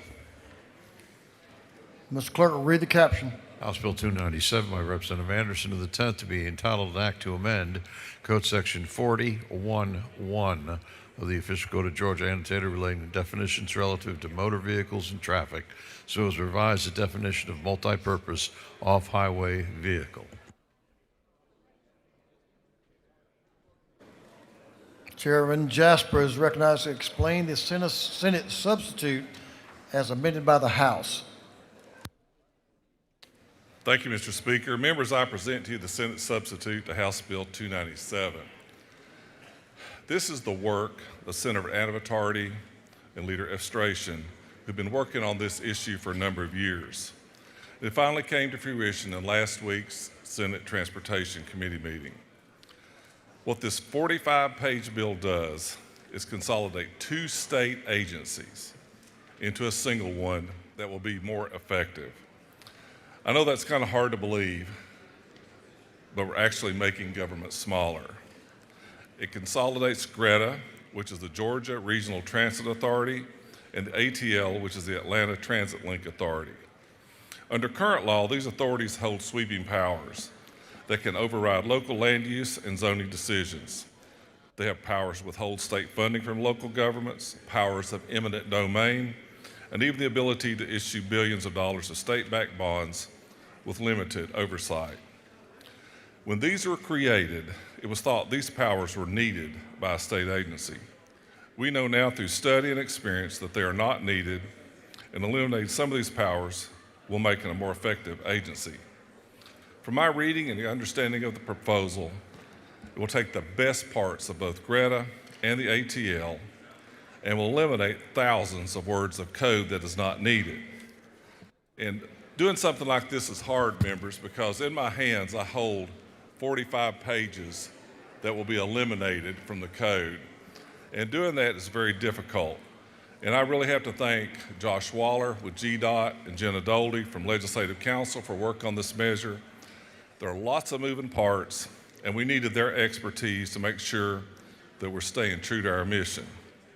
So what does the bill do? It eliminates unnecessary and dormant powers like the ability to impose air quality regulations, overrides local decisions, or like we said earlier, withhold funding from the communities, and it returns those responsibilities to the appropriate agencies or local governments where they belong. It ensures continued oversight of the Atlanta Regional Commission on transportation spending by bringing transparency and accountability of the dollars of infrastructure investment. It preserves the development of regional impact project process so projects can move forward with predictable guidance and guidelines while still being accounted for. Maintains existing transit services, including the express buses, while adding new accountability and measures like requiring annual reporting on safety performance and customer satisfaction. And I think very importantly, this legislation restores the proper balance between state and local control. Transit planning decisions are returned to local governments, back to the communities that know their needs the best.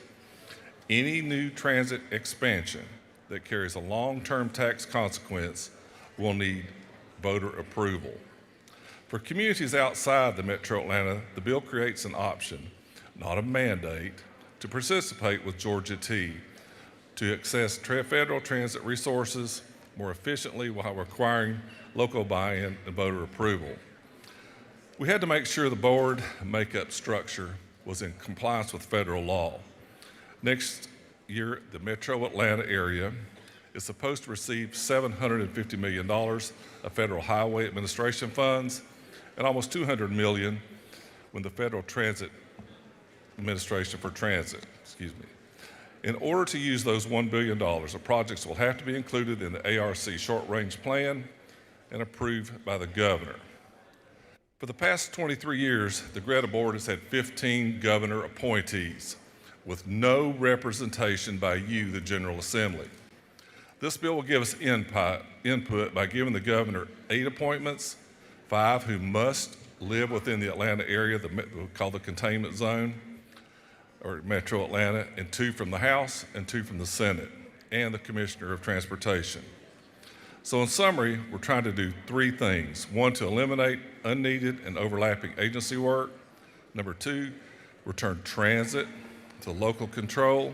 And number 3, streamlining government by taking these 2 and creating 1. And I'd miss to say the new one we call the Georgia Transportation Efficiency Agency. Mr. Speaker, that is the Senate substitute to House Bill 927. Also on your desk, you'll see an amendment by Representative Chairman Silcox that will extend the MARTA tax levy till 2067. Mr. Speaker, that's the bill. I'll do my best to try to answer any questions that members may have. Gentleman has some questions. Representative Drenner, I think you don't have a question? You wave? Thank you. Whip Park is recognized for a question. Thank you, Mr. Speaker. Does the gentleman yield? Absolutely. Chairman Jaspers, has this language from the Senate substitute been vetted through a House committee? We met yesterday, sir. Okay. For a good long, probably an hour and a half going over the bill with Senator Anavitardi. Was there an opportunity for public comment from those local authorities and governments who currently have Absolutely. We had a sign-in sheet at the table and no one used it. Does the gentleman further yield? Yes, sir. So you stated that this would be returning control to local authorities. My understanding is that local authorities currently appoint to the ATL Transit Authority. Is that correct? That's true. And this bill would give the governor 5 appointments, you said? 8 appointments. 5 coming from what we call the metro area. So 8 out of the 10 would be appointed by a single individual as opposed to local governments appointing to the ATL Transit Authority. Is that correct? At current level, Greta is totally appointed by the governor. Okay. Does the gentleman yield for a final question? Sure.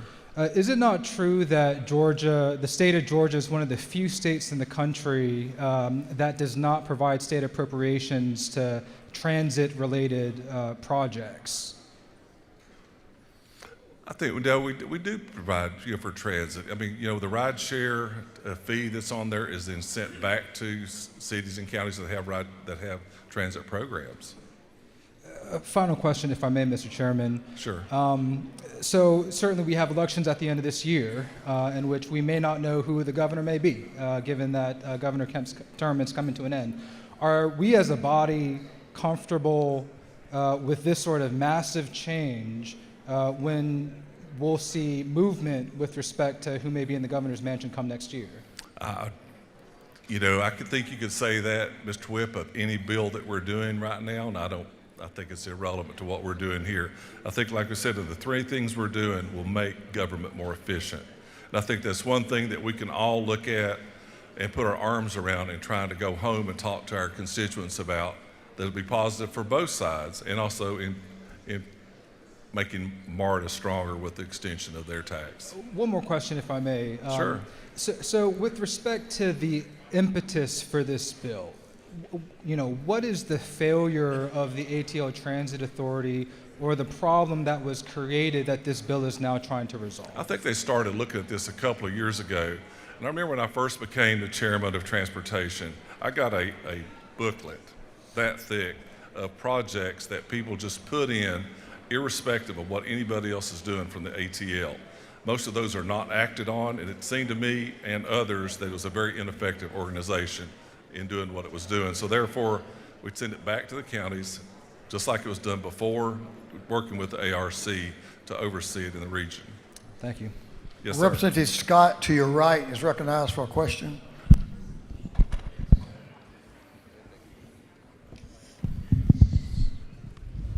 Does the gentleman yield? Yes, ma'am. Okay, what safeguards ensure underserved communities are not deprioritized in this funding decision? Do you have any safeguards? Is there any? So your question is what safeguards, say it again, I didn't quite What get it. safeguards ensure that underserved communities are not deprioritized in funding decisions? Oh, ma'am, I think, you have a county commission, a city government that'll be involved in the transit decisions in your community. I think that's where it's closest to the government. Those people that you're trying to talk about, they're the nearest to them, even away from us, even away from a large board that's out there, which ATL was. That's for the year. Yes, ma'am. Okay, so what is the total financial liability being transferred to the state and indirectly to the local governments? There's none. Okay, thank you. Yes, ma'am. Representative Davis is recognized for a question to your right. Does the gentleman yield? Yeah. Of course, yes, ma'am. As stated before, of course, the devil is in the details. You stated that no liabilities will be transferred. Is that what you stated? No, I said, will there be any, I think excess, any liability that Greta and the ATL has now will be into Georgia T, that's employees, that's all the different things that do it. Generally, most of these, the money that comes through these are pass-throughs of federal transit dollars back to locals for the grants, and then some of them are paid per population. Some of that money goes there. Does the gentleman further yield? Sure, yes, ma'am. For the Greta and some of the other agencies, are you saying that they have not engaged in bonds and other liabilities with federal funding? What will happen? Well, let me answer. Let's stop. li- Let's answer that first part of your question, Okay. then you can go on. No, Greta does not have a taxing ability. To have a bond or to sell that bond, you have to have an ability to pay it back. Greta doesn't have that. They don't utilize it. They do have it, but they do not utilize that. With what you're creating, there are liabilities and debt. Where does the liability and debt go? Yeah, all transfers, if there's any liabilities like an employee, but I don't think there's any debt that I know of, ma'am. We asked this yesterday and we did not see any. Devil's in the details. Thank you, sir. Yes, ma'am. Mr. Speaker. You got one more question up to your right. Chairman LaHood, way to your right, is recognized for a question. Thank you, sir. Hey, does the gentleman yield? Yes, sir, Chairman. Thank you. Thank you for the bill. And is it not true that the transit program under GDOT is funded by about $122 million total, and $56.7 million of that is the state's portion?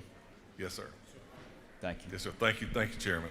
Mr. Speaker, I appreciate the opportunity to present this bill. I think it'll make government smaller. I hope y'all can vote for it, and I appreciate your consideration of my measure. I yield the well. The gentleman has yielded the well. Is there any objection to adoption of the House amendment? Hearing none, the House amendment is adopted. On the gentleman's motion that the House agree to the Senate substitute to House Bill 297 as amended by the House. All those in favor will vote yes. All those opposed will vote no. And Mr. Clerk will unlock the machines.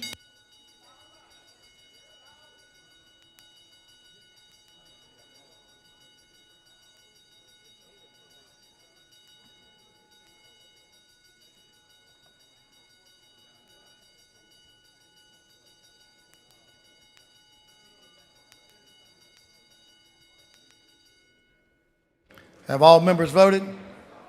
For what purpose does Representative Rahman rise? Parliamentary inquiry. State your inquiry. Is it not true that it is unclear who is even asking for this change? And could something like this not make it harder to address the increasing traffic in our area? Well, I'm very hopeful and confident that this proposition will probably help with that by providing more transit. Let's see, how about Representative Wade? For what purpose does he rise? Parliamentary inquiry, Mr. Speaker. State your inquiry.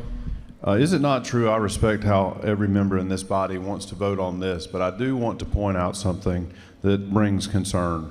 This bill gives an opportunity for a penny tax for a very specific, probably well-intended use. However, we had many that took a chance for property tax relief by a penny for local communities to fund school systems, and I'm having a real hard time feeling comfortable that we have a 5-year clock for sales tax for schools, and this would extend out a penny for non-human needs, basically a moving vehicle and not our children, and I am extremely frustrated that I'll be 91 years old when that penny expires under this legislation.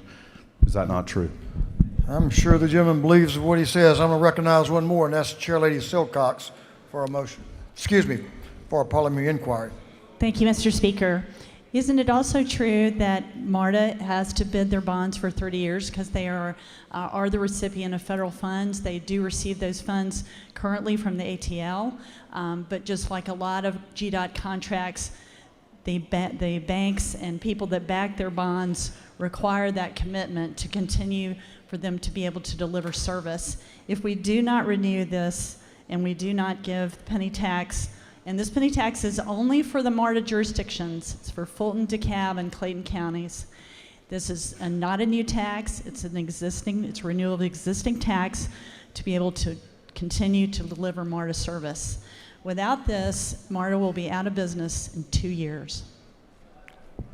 MARTA does I think I can agree with that parliamentary inquiry. I'm sure the lady knows of what she speaks.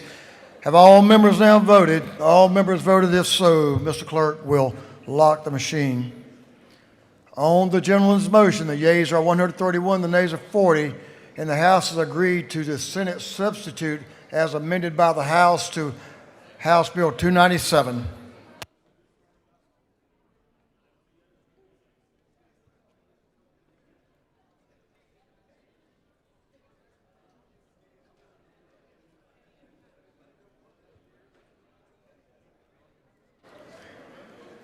Back on the rules calendar, Mr. Clerk, will you read the caption of Senate Bill 556?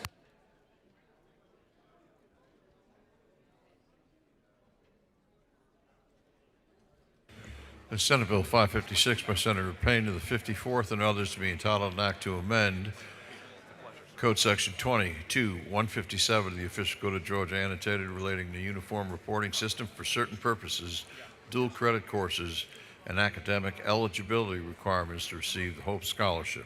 This bill having referred to the Committee on Higher Education. That committee recommends that this bill do pass by Rules Committee substitute. Chairman Chuck Martin is recognized to present Senate Bill 556. Thank you, Mr. Speaker. Ladies and gentlemen, I bring to you a bill today that is a combination of a number of bills that have come out of the Higher Education Committee this year and one that came out of retirement.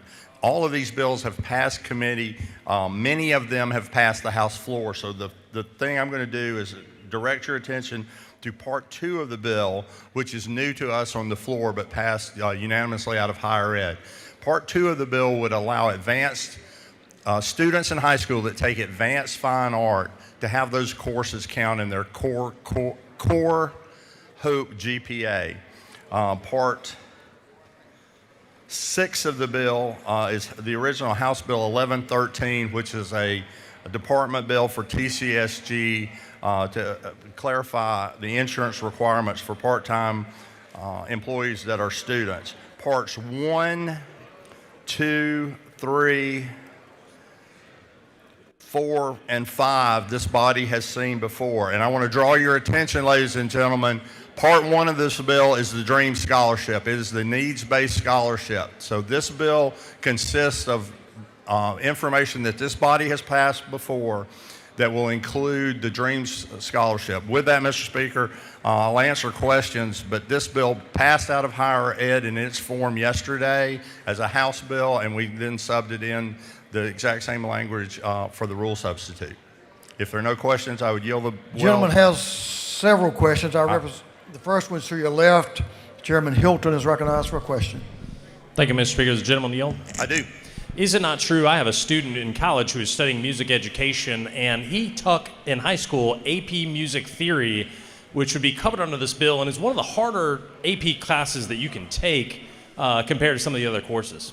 I am not musically inclined, Chairman Hilton, but I take your word on that being a rigorous course, and that will be counted in the HOPE course going forward for all people that graduate after this year. Fantastic. Thank you. Great bill. Representative Glaze to your left is recognized for a question. Yes. Does the gentleman yield? I do. Is it not true that in our committee we have vetted all these bills, and we feel like this is the best opportunity to move forward with higher ed, particularly in the Dream Scholarship? Yes, ma'am, I would concur with that. I would just point out the one bill in Part 6 was passed out of retirement, but we also vetted that yesterday in higher ed, so it's been doubly vetted.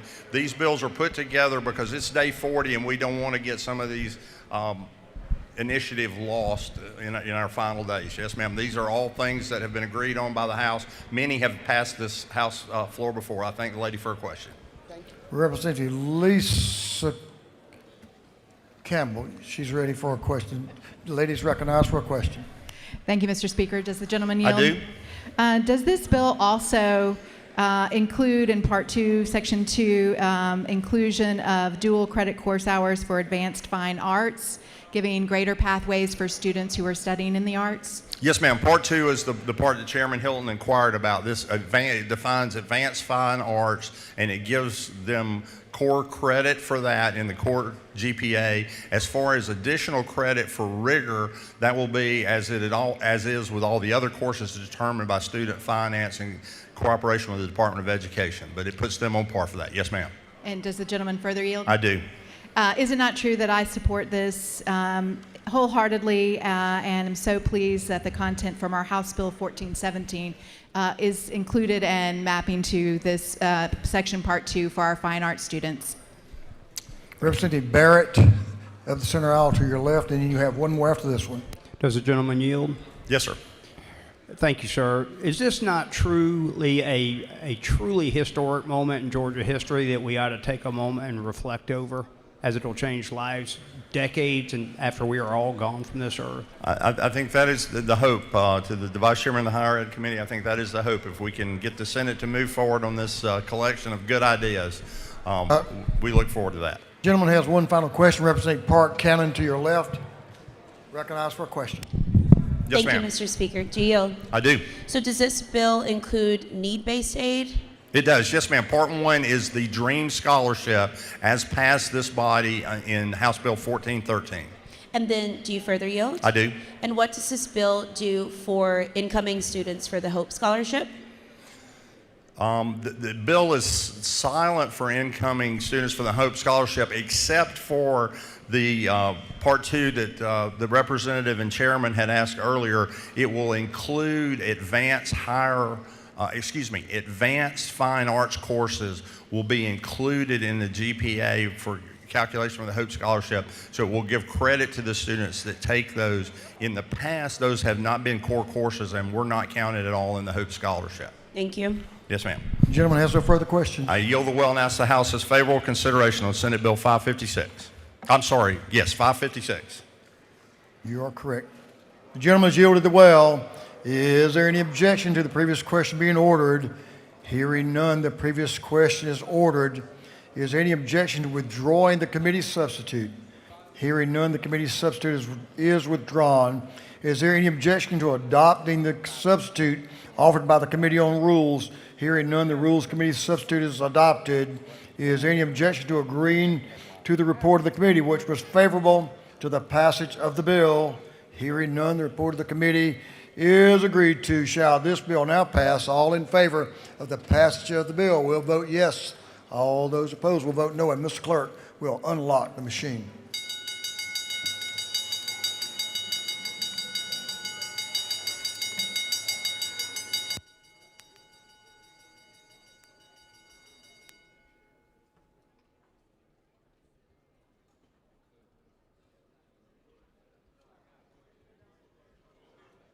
Have all members voted? All members voted.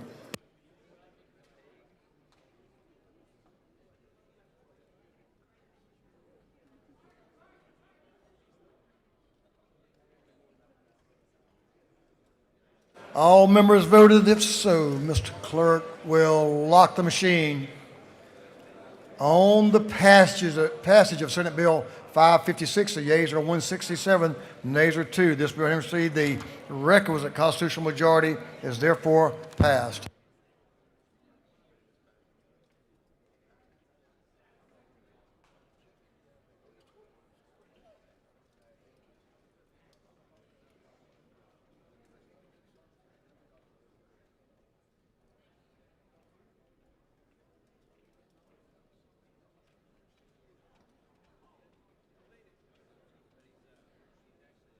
Members, we're going to break in just a few minutes for lunch, but first I'm going to ask the clerk to read the caption to a group of privileged resolutions. Mr. Clerk.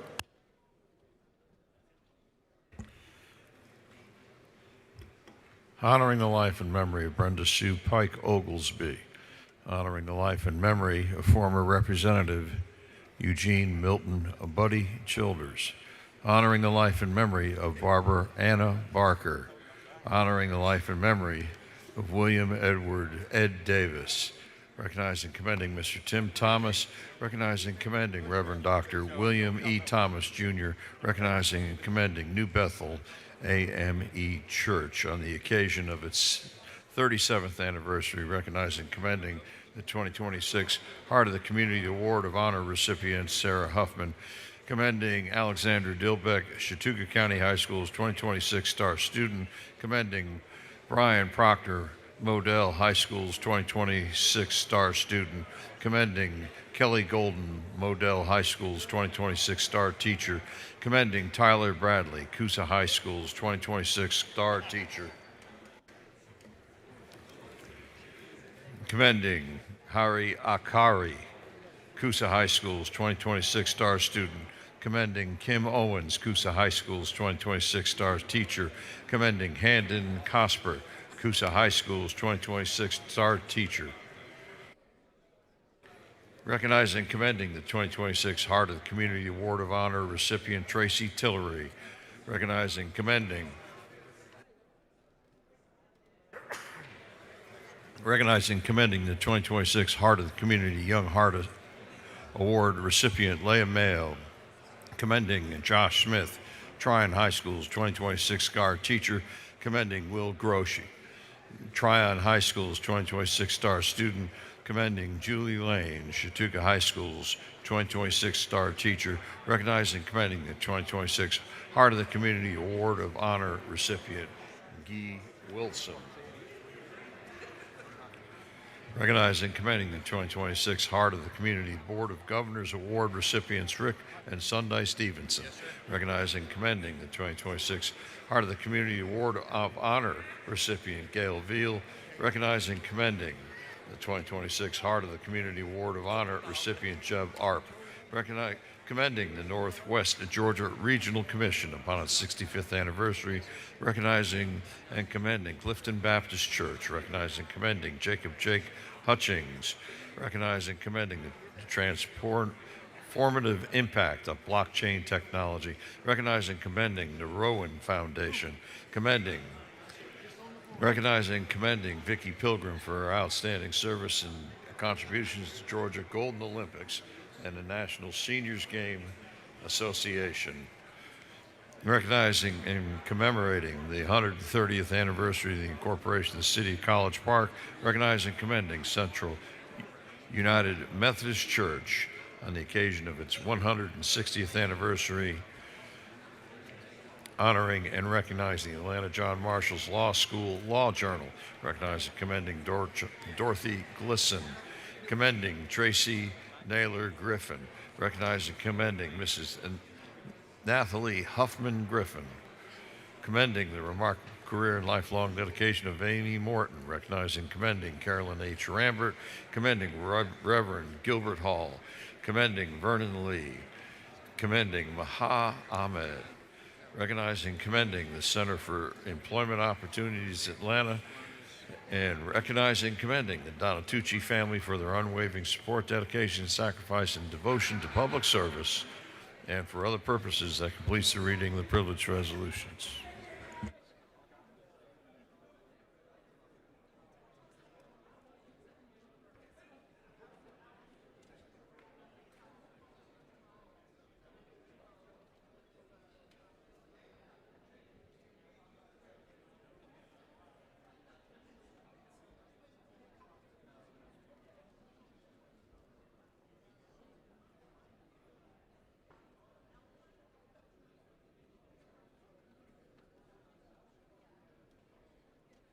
Thank you, Mr. Clerk. Is there any objection to adopting the privileged resolutions? Hearing none, the resolutions are adopted.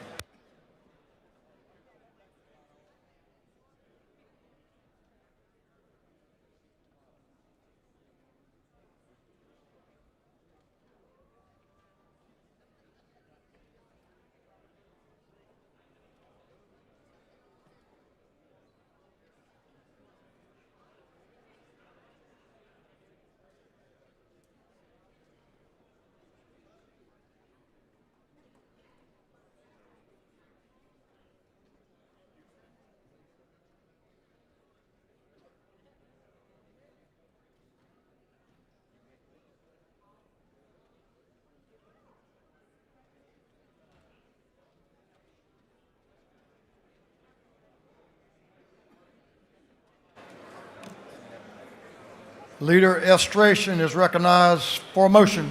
Thank you, Mr. Speaker. I move that Senate Bill 475 be withdrawn from the Rules calendar and recommitted to the Rules Committee. Mr. Clerk, will you read the caption? Senate Bill 475 by Senator Kemp of the 38th be titled an act to amend Code Section 2068.1 relating to charter school funding. On the gentleman's motion that Senate Bill 475 be withdrawn from the calendar and recommitted to the Rules Committee. Is there objection? Hearing none, is so ordered.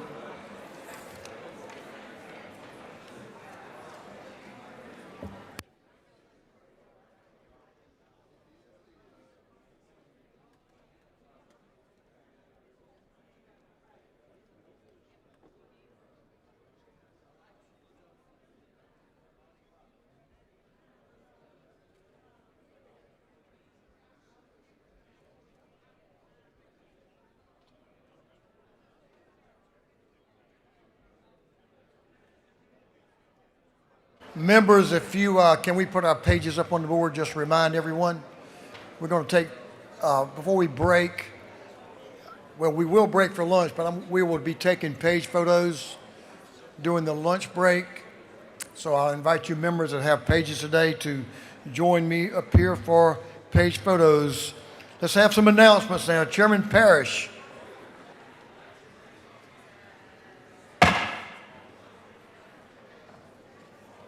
Chairman Parrish is recognized for an announcement, I think. Thank you, Mr. Speaker. I'd like to ask the members of the Rules Committee to meet me in room 341 at 1:30. 1:30 in room 341. Thank you. Chairman Williams, recognized for an announcement. Thank you, Mr. Speaker. There'll be a majority caucus lunch for immediately upon a lunch break. Majority caucus lunch in room 403. Representative Park Cannon, Representative Bell.